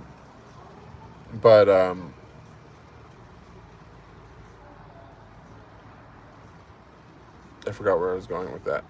But oh yeah, but, like, you know, when you're not used to that or whatever, try to, like, just put down the phone for one whole day and see how much of your day that you're like, I don't really know what I should be doing right now. It's like, well, Don't do nothing. Stop valuing doing. Start valuing not doing. When nothing, like the goal in life to me is to have nothing to do. When there's nothing to do, there's nothing undone. I don't need to do nothing. I can sit, I can think, I don't have to worry. Like, is there food if I get hungry? Okay. Like, have I trained myself to fast? Yes. You know, food's not important either at that point. Like, you know, once all your addiction's gone, start figuring out how long you can put between meals. You know, start eliminating things that you eat for pleasure. Like, stop making eating an addiction. You know, it's not what it's there for. It's not, you know, it's not your next dopamine hit. There's just like little things, and it's like so hard. Like, and it's just like, when I'm saying this, I'm kind of talking to myself in a sense, because it's just what I've observed most recently with my spiritual progress of, you know, like I was getting really advanced, and then I started drinking coffee and stuff again. And I started getting more and more distant from it. And then now I stopped again. And it's back. And honestly, it's just like,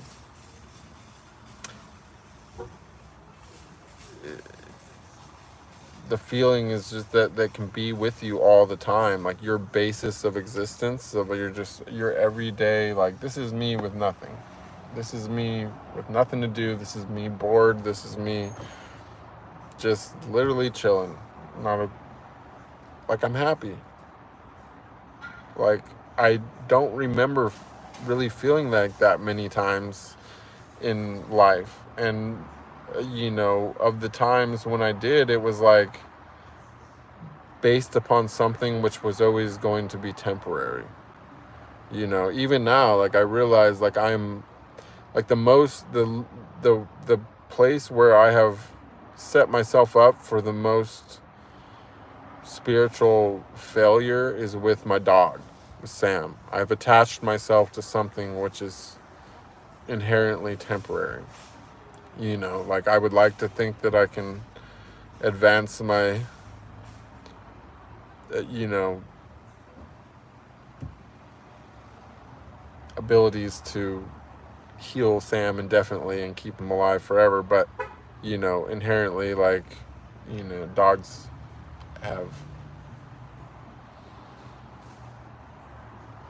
time limits.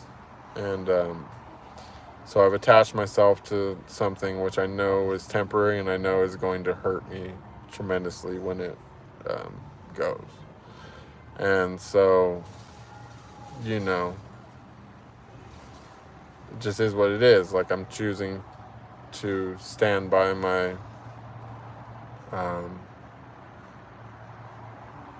the commitments I made before I realized that, you know. But that's a concession that I'm making consciously. You know, most people don't think about these things, but that's like the first question you ask yourself is like, what's holding me down? You know, like, where do my fetters lie? Like, try to see your chains. This is where almost everybody in the world is fucking failing in this regard. And they're mostly not trying. And some people will say, well, what's the point of thinking about that? Well, I'm not saying that you need to dwell on it or let it be a cause of fear, but if you want to make any kind of like advancement spiritually, you need to see what's first holding you back. You know, you can't ask for healing if you're not ready to stop taking the poison that made you sick to begin with, right? So that would be like one of my main advices to anybody, is just literally try. Like, it's a lot to say break your chains. It's a lot. It's more than most people can do, you know, or at least more than most people can do quickly. But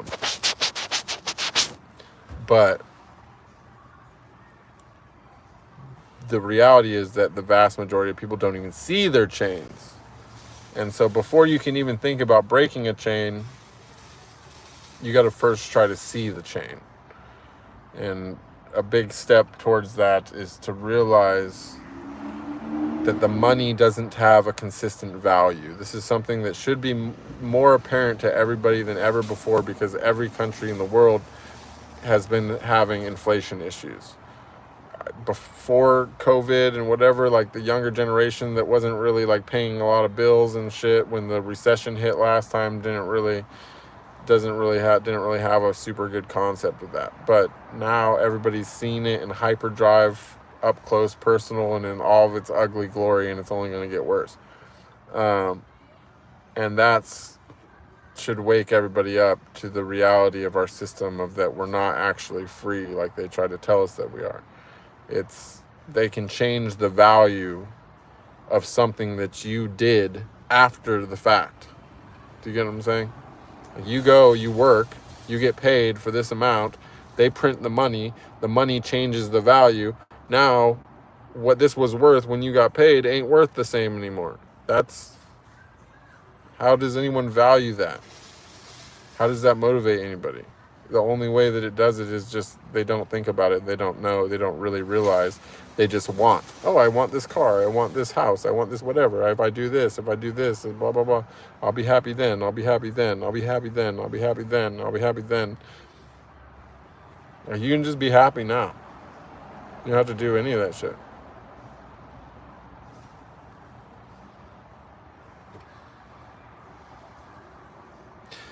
And I see what Jay was just saying about the cutting the hair to not have to deal with it, but the thing is that the hair exists for a reason. It's kind of part of the sleep thing. Like they don't want you to have hair because they don't want you to have the connection that comes with the hair.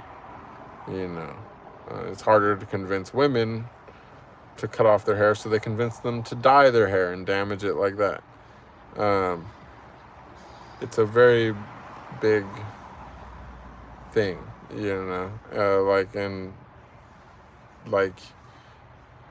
United States, they don't even want you to cover your hair. They try to demonize the whole covering it, but that's actually a super beneficial practice to insulate your hair and protect your hair, because it's a very important organ.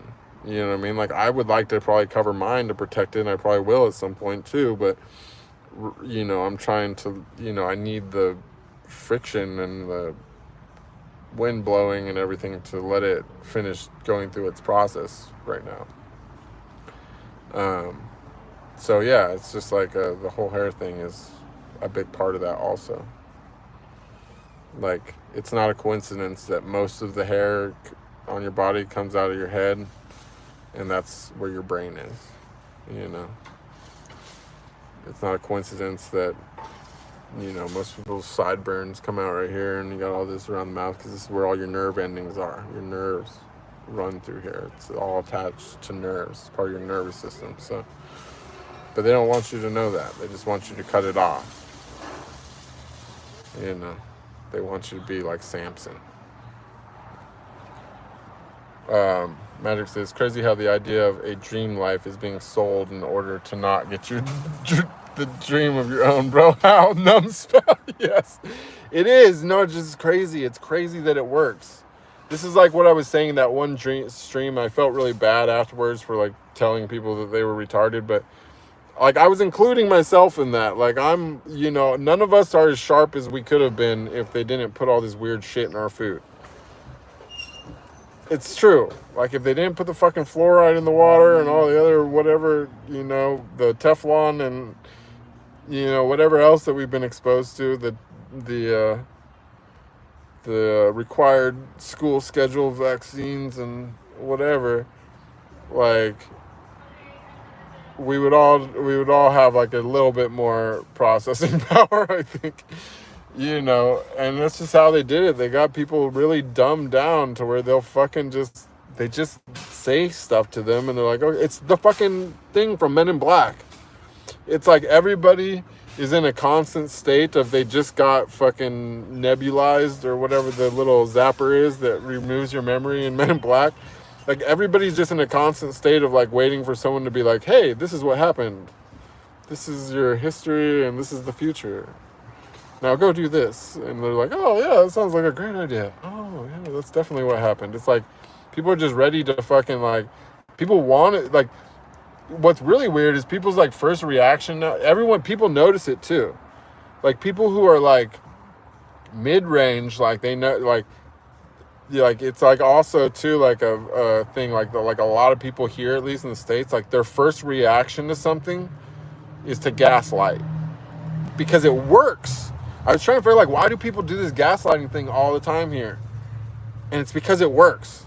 Like most people are literally that unconscious and like trust themselves and their memory and their experiences that little that the gaslighting thing works on most people. Most people, you just fucking say whatever, and they'll be like, yeah, that's what happened. And it's like, dude, you were there. That's not what happened. They're like, what? You just said that that's what happened. Like, yeah, but you were there. You seen it. It didn't happen like that.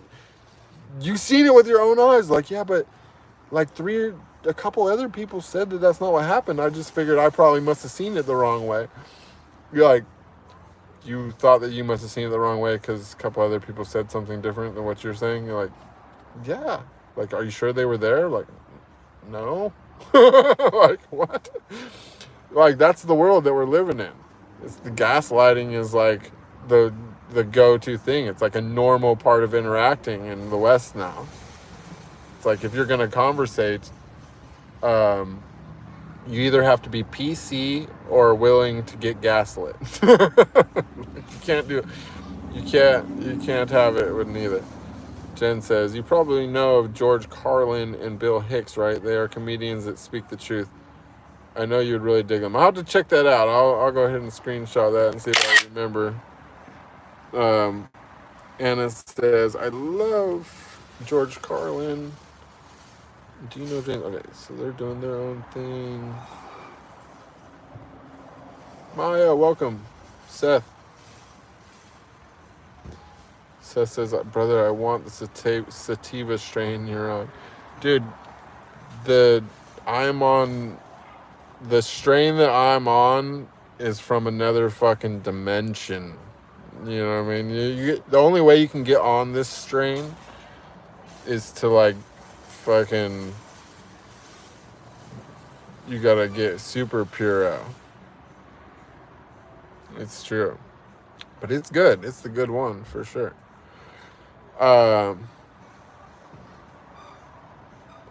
Matthew McKinn says, good morning. How are you doing today? Good morning, Matthew. Welcome. Jay says, will you shave your head? Should be complete material detachment and less of a hassle. You know, that's true. I have thought of the thing, but the thing is that it's not less of a hassle because shaving is an action and it requires maintenance, and this requires nothing. So, I do get the detachment thing, and I have I have considered that. But the thing is that I think that it facilitates the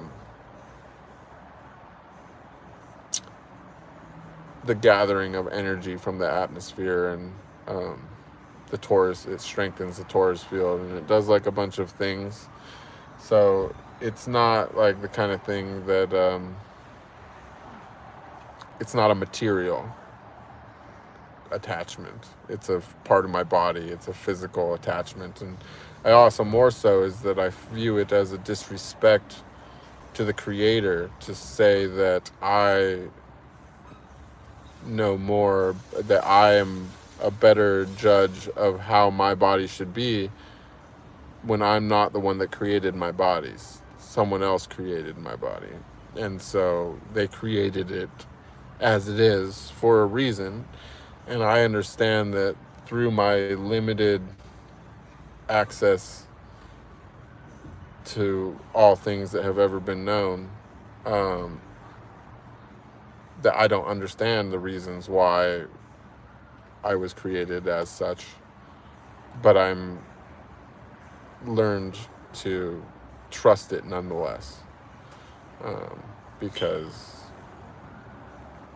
that's which I am trusting is the most trustworthy thing in all existence. So there's that. Cannonball says, unfortunately, you cannot escape the matrix, but you can make it work for you. And yes, money is very important as a tool for opportunities, which includes spiritual inquiry, most importantly, the freedom to decide for yourself and have freedom of movement. When people are presented with the opportunity to reevaluate life, they get scared and they can't wait to get back to their cocoon of ignorance. This was very obvious after lockdown. After some introspection, everyone rushed back to business as usual. Because it's more comfortable, blissful, as they say. Yeah, I mean, I totally agree. I totally agree. And that's true. I mean, I view money, money's not going anywhere.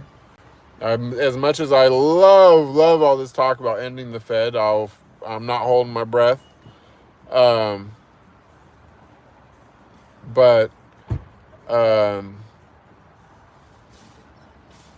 yeah, it's a store of value, not a great one. It's a inflationary store of value. It's fair. It's more stable than it should be, to be honest. It's somehow, I don't, I understand how it works better than most, and that's why I don't fucking like it. But I don't understand it well enough to know how the fuck that they keep it as stable as they actually do keep it. Even though it's fucking losing value at a crazy rate lately, it's still fucking super stable compared to for something that has literally no backing. Other than insurance, which causes inflation as well. But yeah, it's amazing. Yeah,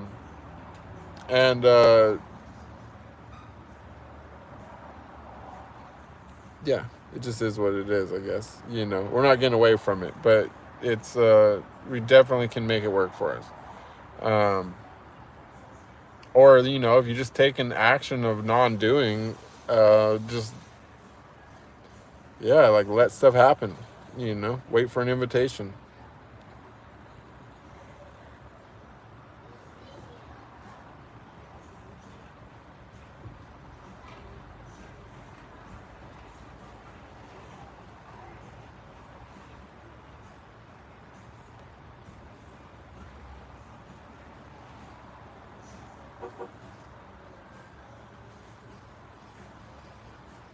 Sorry, guys. Wait 1 second. I was like, I don't know I was reading a bunch of deleted messages, and I trying to think, trying to understand what it was. It's like a song someone posted. I don't know. Bobby Rubin says, you mentioned Pelican Bay once. Of all places, why did you end up there? I mean, it's top security and notorious. No need to answer if it's a sensitive question. You just don't seem like you belong there. Well, I will tell you. So the way that so when you go to prison in California, and I'm sure this is the same a lot of places, but in California, you go to a place called a reception center. And for me, that was San Quentin. Right? And when you go to the reception center, you get what's called your counselor. And your counselor calculates, does a risk assessment and decides the best place for you. And so when I had gotten there, they had come out with a new system or whatever, and it was basically they gave you your points based upon how old you were when you had your first arrest.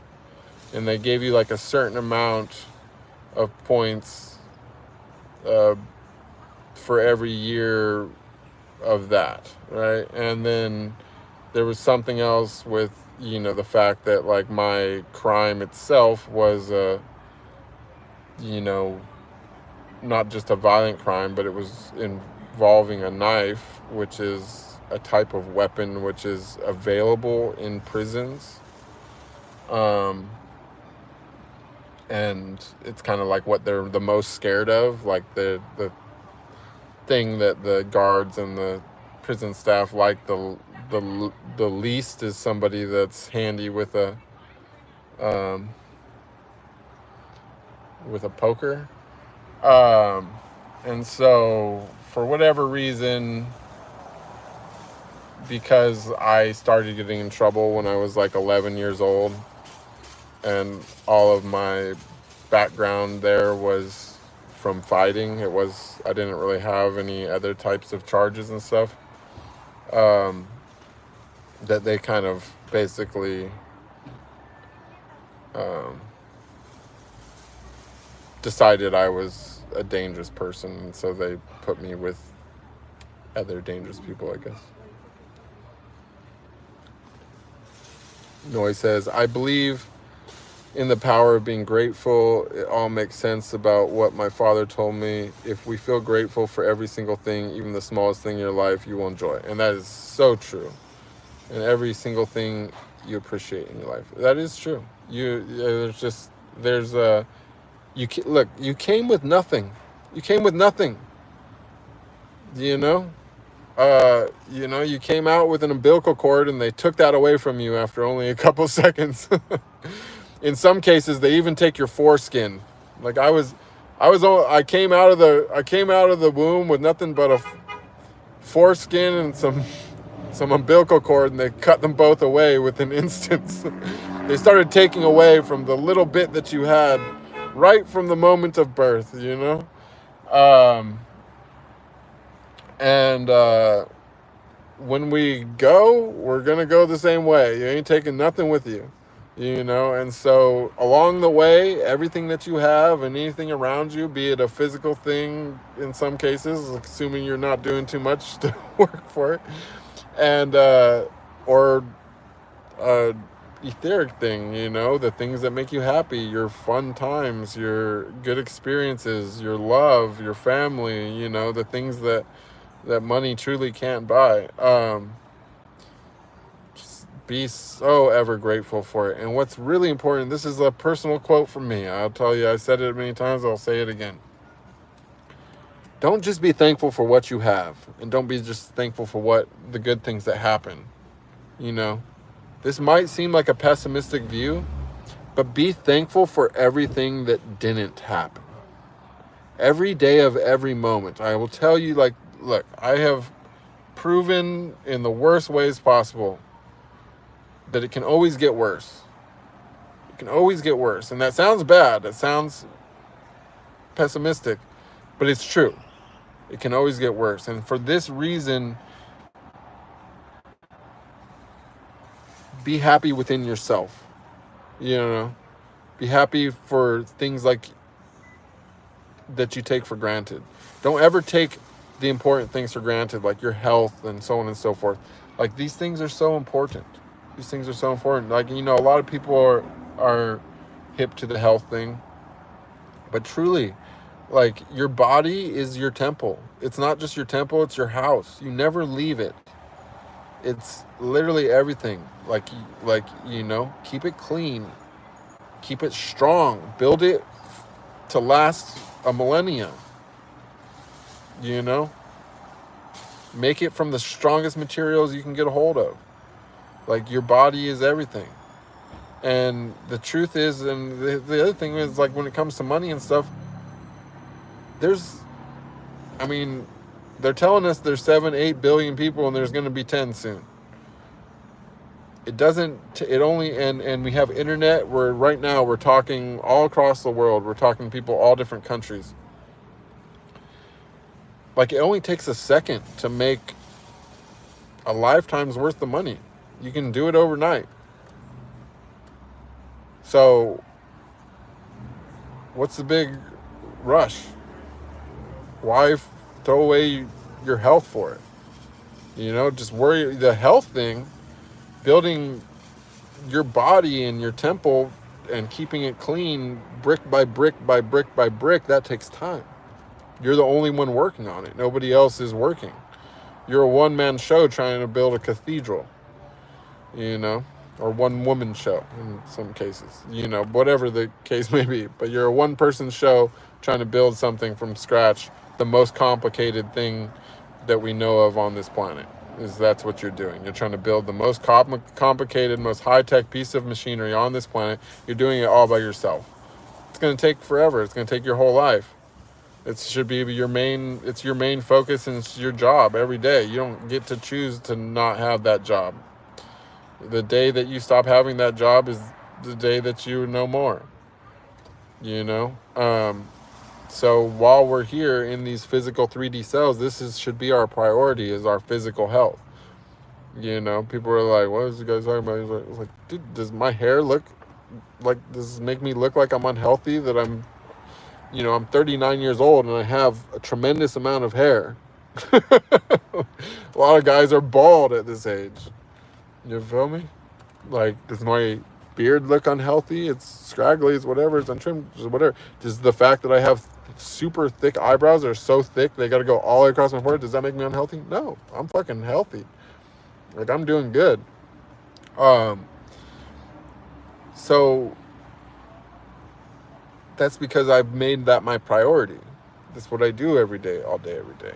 That's what I, choose. Instead of having a $2,500 a month rent for my cell in LA, that would be for that price, a studio with a bathroom, not much bigger than other places that I lived during my incarceration. Instead of doing that, I can eat organic. That's literally like what it costs. You know what I mean? And that's the decision I make. Now, I'm not preaching. I'm not telling anyone else they should live like I live. I'm just explaining my philosophy. And, I live in the moment, so I'm not, looking for tomorrow or looking for the big paycheck that's going to change all that. But I know that it will come. Given enough time, something will happen.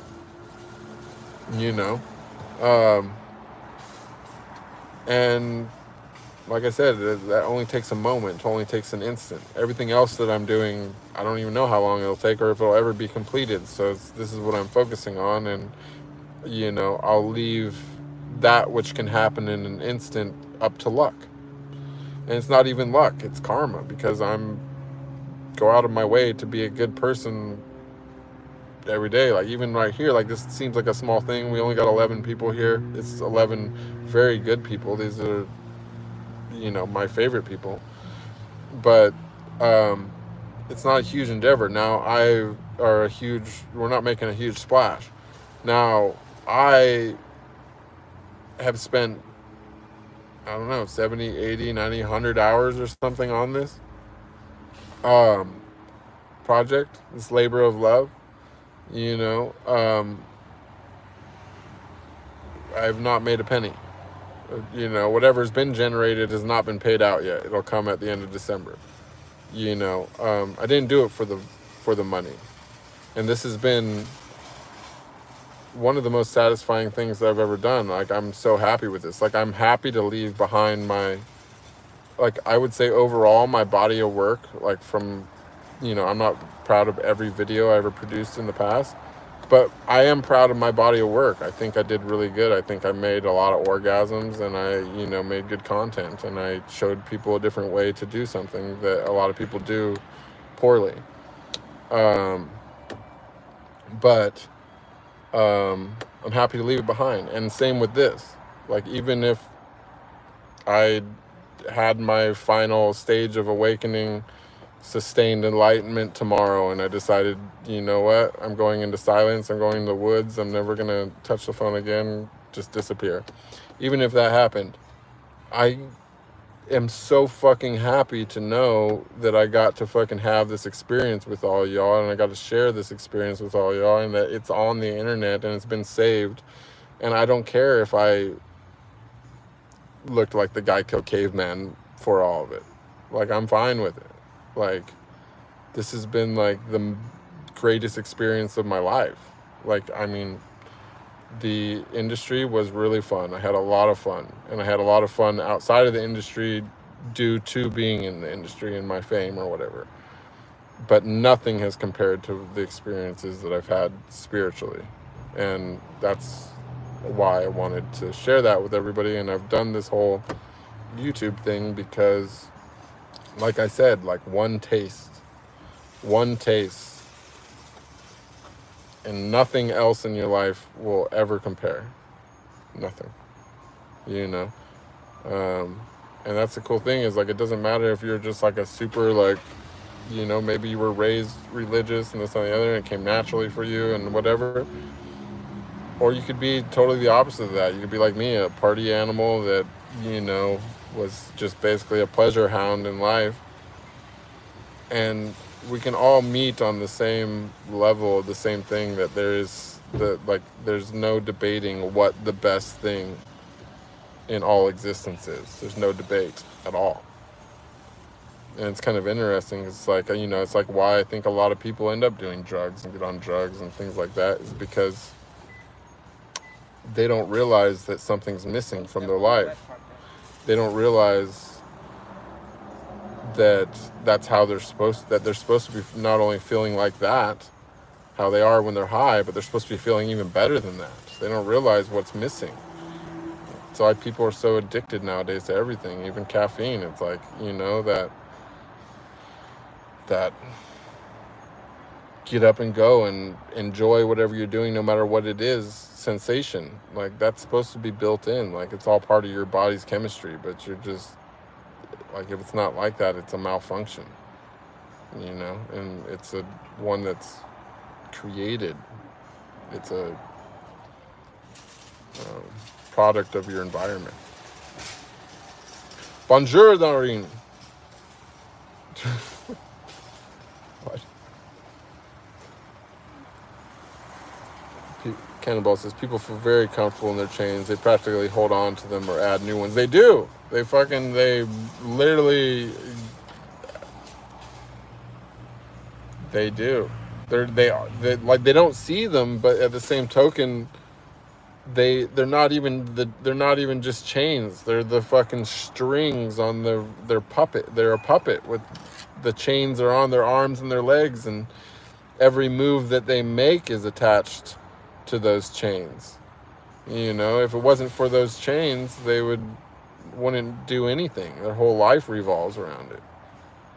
It's not even, you know, they think that they need something to, this is the other thing, is that everybody wants something to replace something. You know, this has like been a big part of like my struggle with the caffeine thing, is that I keep trying to like find some kind of hot, creamy drink that I can have in the morning as part of my ritual. And then it's like, what has helped me kick it the most has been realizing it's not just the coffee. The ritual is also a problem. Needing anything is a problem. Having to do, you know, having to do something to start your day is the problem. Like, it should just be every moment of every day, of every second, of every hour, from beginning to end, and hopefully even beyond.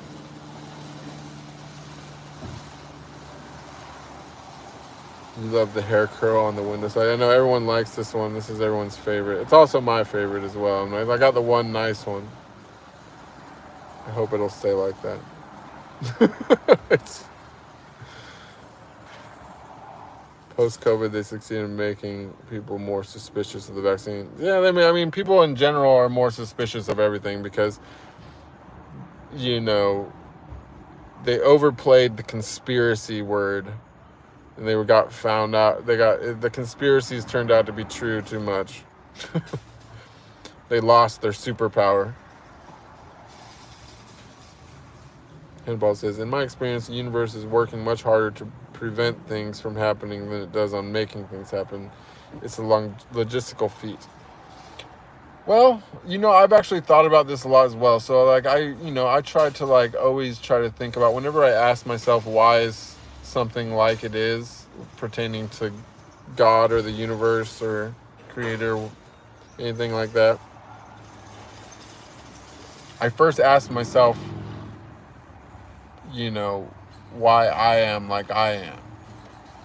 And like I think about like, you know, like when I'll go hiking, this is something that happens fairly often. So like I'll be hiking or whatever, and suddenly I'll find myself like walking in an area that's dominated by ants. And suddenly I find that all of my attention is going to dodging ants, to trying not to step on any ants. And so of course I try to get out of the area as fast as possible because I want to go back to having my nice walk and not worrying about stepping on ants, right? And that's kind of why I think that when it comes to the universe and things, that you need to be alone a lot, you know, because I don't really think that the universe is necessarily trying to prevent things or make things happen so much as that it's trying to make everything make sense. You know what I'm saying? Like, it's the yin and the yang. There's the black half that is, you know, the abyss of creation from where everything came, that is order and reason, and, you know, everything is calculated and there's laws and everything works like it works and it is like it is. You know, it says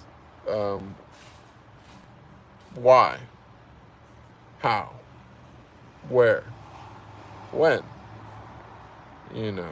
And then there's the white half, you know, the chaos, you know, that says why not. Like, you know what I'm saying? We got all the time in the world. Let's do it all. And, you know, I think that more of the energy goes into, I think literally anything's possible. This is just a dream. It's like a big lucid, and it can be lucid, you know, but you have to know that it's a dream for it to be lucid, just like when you're dreaming. But the other thing is that we're interacting, you know, we're all compartmentalized, we're partitioned. And so everything has to make sense in order, right? If you want to break the rules of order of the universe, if you want to break the rules of existence, you know, you got to be alone, because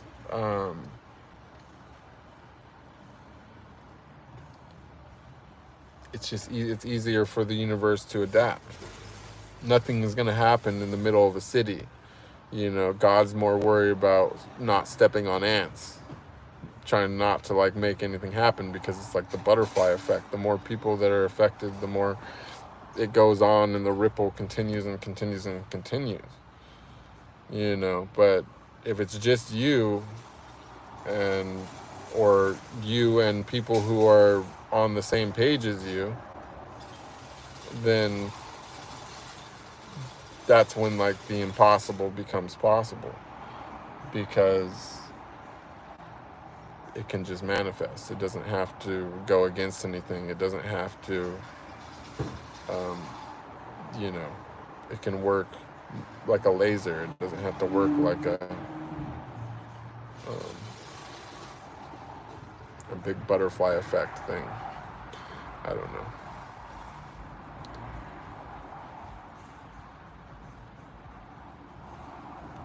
Skin, eyes, and hair, good standard, good health. That's true. Cannonball says, our man is the picture of health, lush and untamed like the jungle. His soul vast as ocean. You know, that's actually, you just brought up something else I realized recently, is like,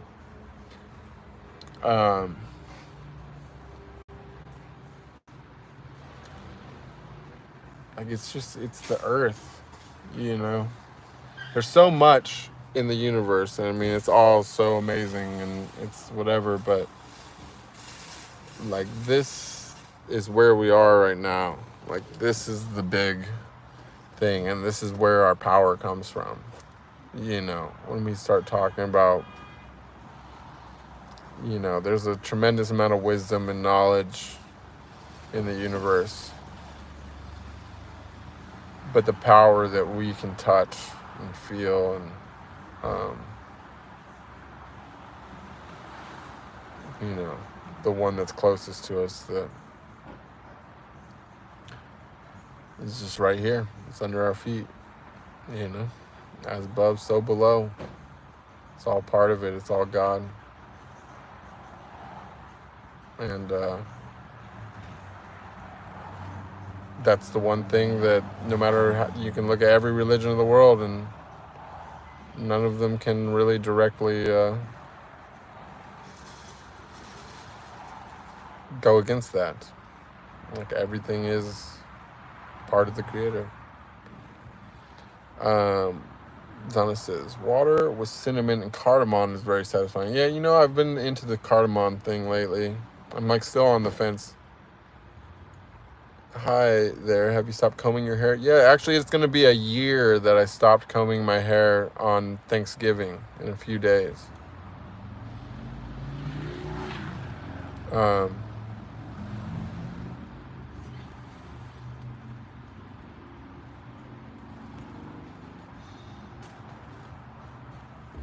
One says, are you crazy? Have you something power special by your hand? Are you with Mary Jane on your hand? I think that is bad translation. But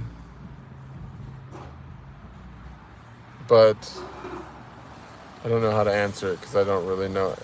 Am I crazy? I don't know. That's the thing about being crazy, I guess, is you wouldn't be very crazy if you knew that you were crazy, right? That would be like a sign of sanity. So, you know, I will say no, I'm not crazy, but it doesn't really matter because I could be lying. So all that really matters is what you think, and whatever you think doesn't require 3 lines of bad translations. You can just think it.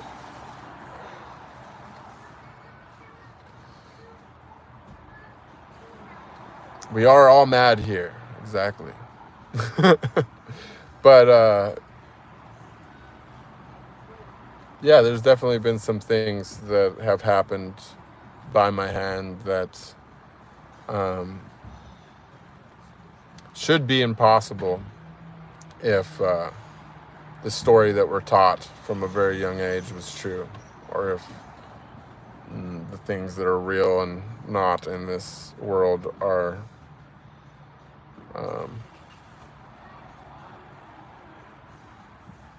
you know, if it was what they're selling it, then yeah, there'd been a few things that wouldn't have happened, for sure. I know, I like we're all mad here. My dog's unhappy right now. Wants to go to the park. He says he's pouting. Sammy, are you pouting? Yeah, you didn't even move. Oh, what's up? Oh, the pout phase. What's up, dude? All right, you guys, I got to the bottom of the chat. That was, thank you everyone for the donations. That was amazing. Oh, wait, here we go. We got a thing. Magic says, what is your stand on the preconceived idea of human brain function? Is the narrative limited on purpose? You know, I think about this all the time.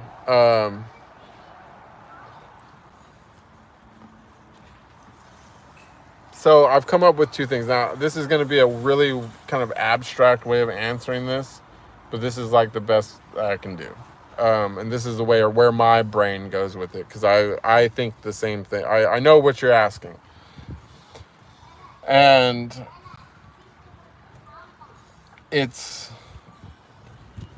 I think that there's 2 possibilities that make sense to me. Of course, I could be totally wrong and just missing something, but I think that,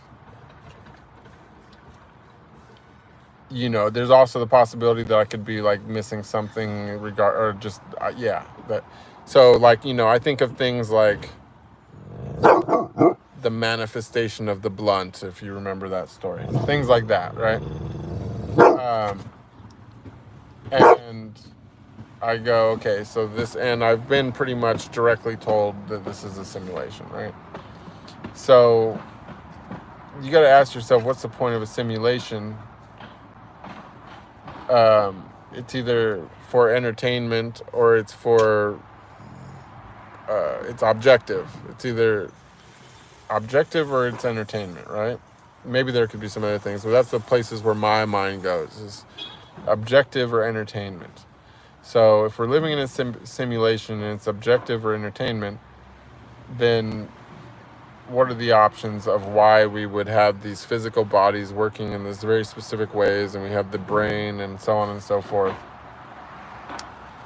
And what I came up with, which is what I actually think, I'll first say what I do think, and then I'll say my ulterior idea, is that, well, I think that this is either something that has already happened, or I think it's something that's going to happen, or that is being planned to have something like it happened. So, you're either objective or you're entertainment. If it's entertainment, then we could be living through our own history and experiencing our own history as everybody that ever existed, which, eventually led to the creation of the intelligence and consciousness which we live inside. So we could be reliving history, in some kind of way. Now, the other side is that it could be objective, meaning like it could be like, this is really weird, so check this out. It could be basically like a microscope. Now imagine like if you've ever seen like a really high-end camera, or maybe they even do this with iPhone now and stuff. You can do like something called like post-zoom.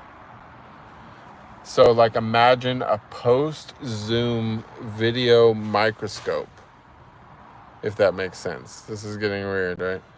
Post-zoom video microscope. So boom, you take a snapshot of this microscope thing, and now you can zoom in anywhere on your slide, right? And it's in video, and you can replay and rewatch the whole thing. Imagine that. Well, that's what the Earth, or not just the Earth, but the whole universe could be. You know what I'm saying? Like, we can't even see an atom. You know what I mean? Like, they use all this weird, crazy, outlandish science to try to see an atom, right? And they can kind of see something. They're like, okay, we think, okay, there's atoms here. We use this electron microscope, whatever.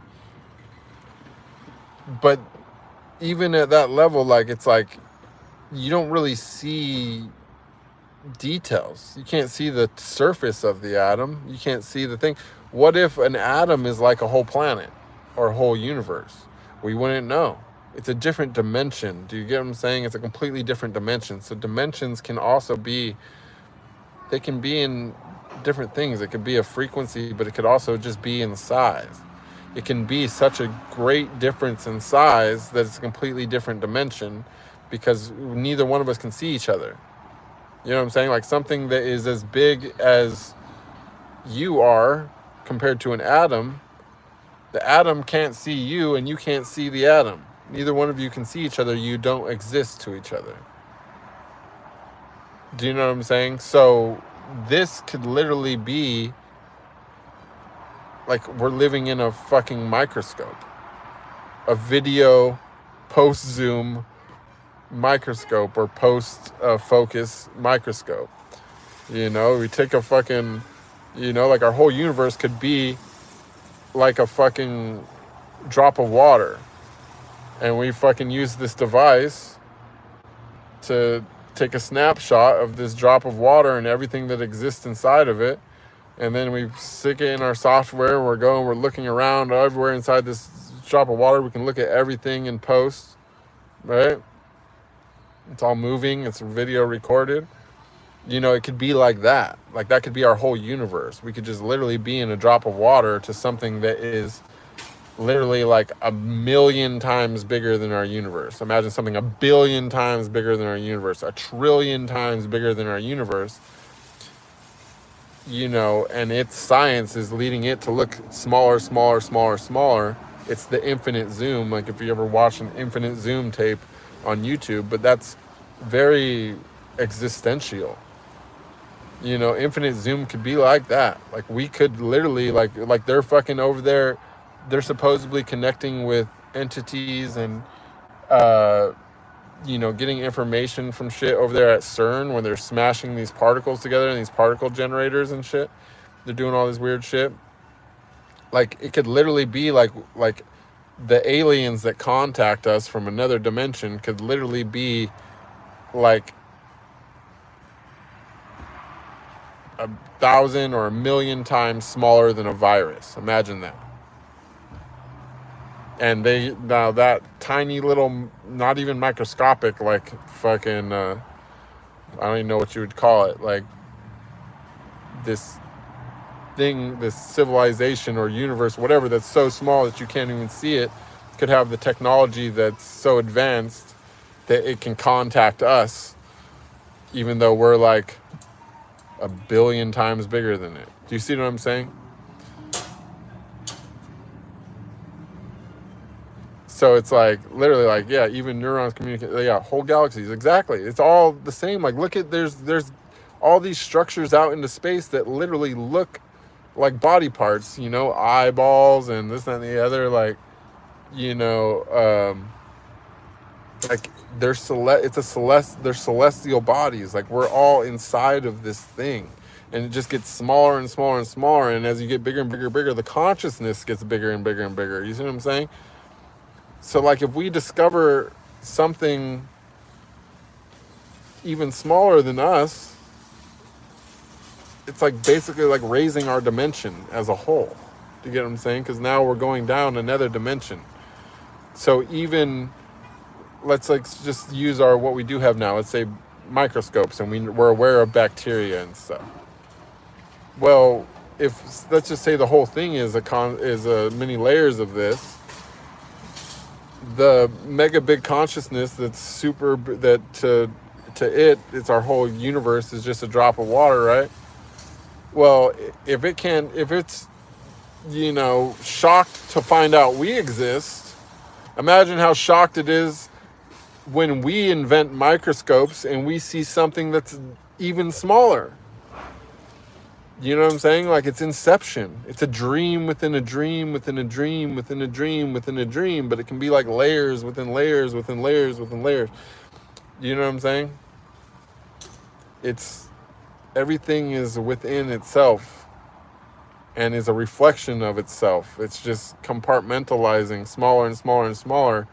It's a microscope. It's we're pervading all dimensions. You know what I'm saying? And so, you know, when I say entertainment or objective, it's like either we're developing technology or we're doing research or we're reliving our history. So on the other side of it, the reliving history, which I think is probably is also a very valid possibility, is imagine organic life sprang up on some planet somewhere, blah, blah, blah, blah, blah, and eventually it created what we call artificial intelligence, but really let's just say intelligence is intelligence, that there's no artificial or non-artificial, there's just higher or lower intelligence, right? So eventually this biological thing invents a way to you know, digitize or whatever you want to call it, codify consciousness. And in doing that, they were able to transfer consciousness to something that can operate on a bigger, higher level, and that, you know, eventually that you know, created an intelligence that was super intelligent and was able to then perfect itself to become even more intelligent, and so on and so forth, until something like this could happen, to where, you know, super consciousness could exist, where it just, you know, like think about what it's like to be a singularity. Like that's lonely. It's a lonely world. You know what I'm saying? You'd probably be talking to yourself too if you were a singularity, but you are. And that's what you're doing. You're literally talking to yourself right now, because in reality, you're alone. You're alone. You're in the middle of nothing. You don't know where you are. You don't know how you got there. It's bringing you tremendous suffering. And to cope with that suffering, you created all of existence. Everything that has ever existed and never will exist, to deal with that loneliness. And that's... Hey, you guys are still here. Some of you at least. Sorry, my phone died, so I'm going to have to go here in a second. But...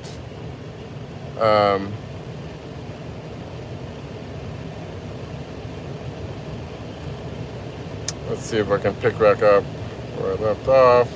Meg says, it might sound trippy, but it's making total sense. Juan Hernandez says, are you a musician? Not yet, maybe someday. Magic says, even neurons communicate like that, whole galaxies. Yeah, exactly, and they look like it too, which is really, or the whole neurons look just like, there's like some kind of web throughout space. It's just so weird. Everything is literally whatever. And Drac says, you are actually a real life Viking, I think. And you know, I am trying, I do feel compelled to rediscover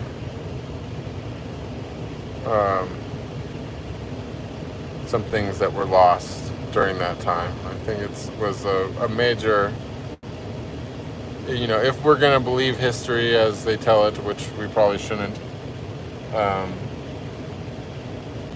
but if we are, then I would say that when the Vikings got conquered by the church, it was a major downfall, for a major negative turning point for society. But everything is for a reason, and we have to trust in the scheme of things. So,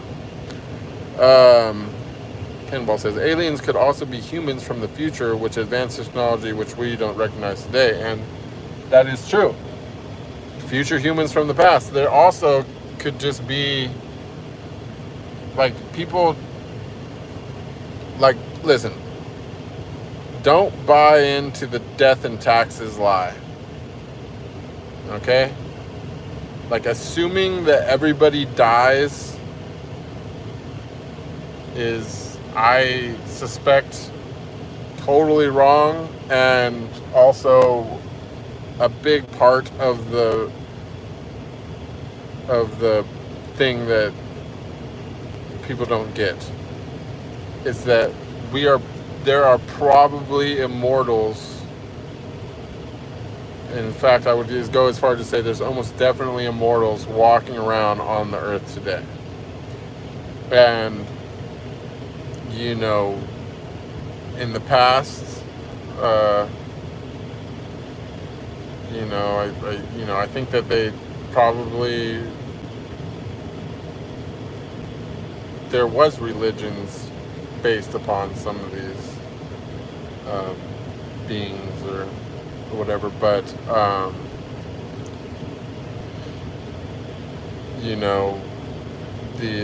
somewhere along the way there started to be a war within the immortals, and so it's all super hush-hush and secret now. But I honestly think that you're kind of on point with the aliens could also be humans from the future, but I think that it's actually that it's humans from the past which have technology that is far more advanced than what we know about today as average citizens. Magic says, this is bonfire in the Woodstock. True. I would love to do bonfire in the woods, because I gotta tell you, like, it's just, yes, there's some really, the earth magic is like just out there. It's just so raw. Can't get over it. Naradone says, I don't think aliens will share any of their tech with us. Well, aliens might, but the thing is that future humans from the past will not. Which is probably what it is. Magic says, we're the tech already just unfolding through time and developing consciousness. Yes, exactly. There's no really... It's a mistake to assume that consciousness is biological. You know, it might just be that the avatars of consciousness are biological. You know, but if you look at the way that like everything works in the universe, like solar systems and galaxies and so on and so forth, like the whole system of everything like rotating around each other, the moons and so on and so forth, like it's a fucking computer, like it's a clock, it's everything is perfectly set up to be like that. It's just like you know, like come on, like how many millions of years or billions of years before a neutron star wakes up? Like it had to happen at some point, you know what I'm saying? Like, but they were always awake because it was awake. It woke up before the Big Bang. The Big Bang, as they call it, was the creation of everything. You know, that's God. You know, when the absolute got bored, everything came into creation. Yeah, time's not linear. Time doesn't. Well, the thing is like time exists. You know, in this dimension, but it's not even there's. You know, there's other dimensions where it's not even existent. So if you're crossing, you know, if you're talking about crossing between dimensions,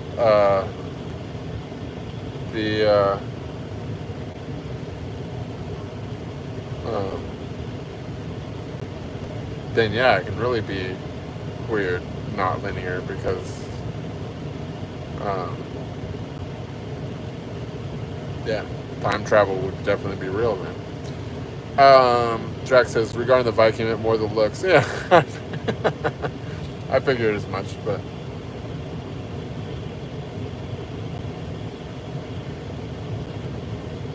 in fact, time is just space, matter, if you want to simplify it. Yeah, I'm familiar with that whole. Oh, I was a caveman. I am a caveman.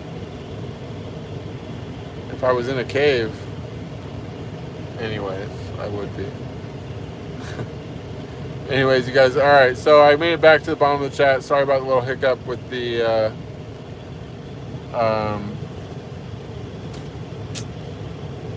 battery dying. I'm gonna go get some nature time in and stuff.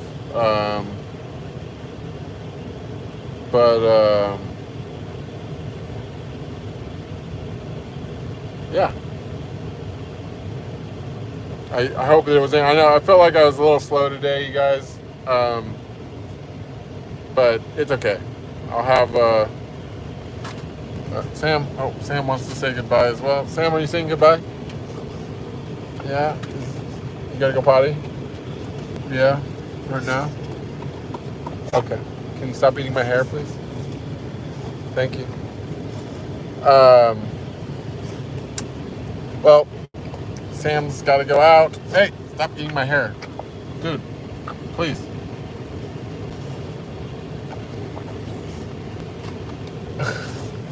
Anyways. Stop. Dude, stop it. Okay, Sam. Stop. Dude, please, we're going right now. I gotta go. Fuck. Stay. Starbucks latte. Thank you again for another latte, Starbucks latte. You never told me, like, is this connected somehow to the Starbucks, where I lost my phone? Anyways, thank you so much. All right, you guys, I'm going to go take the beast out.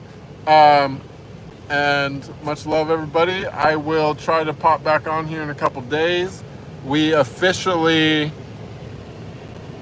crossed the 4,000 hour mark on the unofficial count in the last 365 days. Sadly, I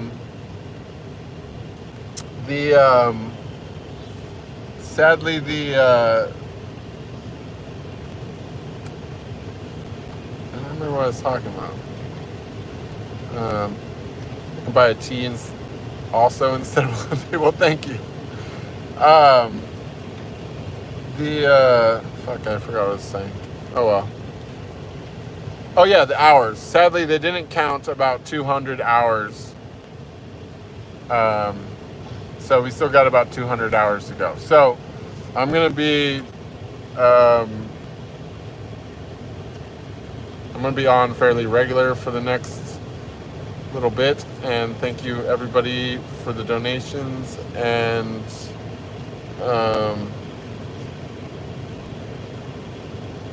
yeah, we're almost there. All right, and I guess I'm not gonna should I stream on Thanksgiving, or is that like everyone's busy kind of thing, or is it like everyone's busy in a way that they would want a stream? You think we should do a Thanksgiving stream? No Thanksgiving. So happy Thanksgiving, everybody, if you celebrate that. I'm gonna go. Okay? Adios.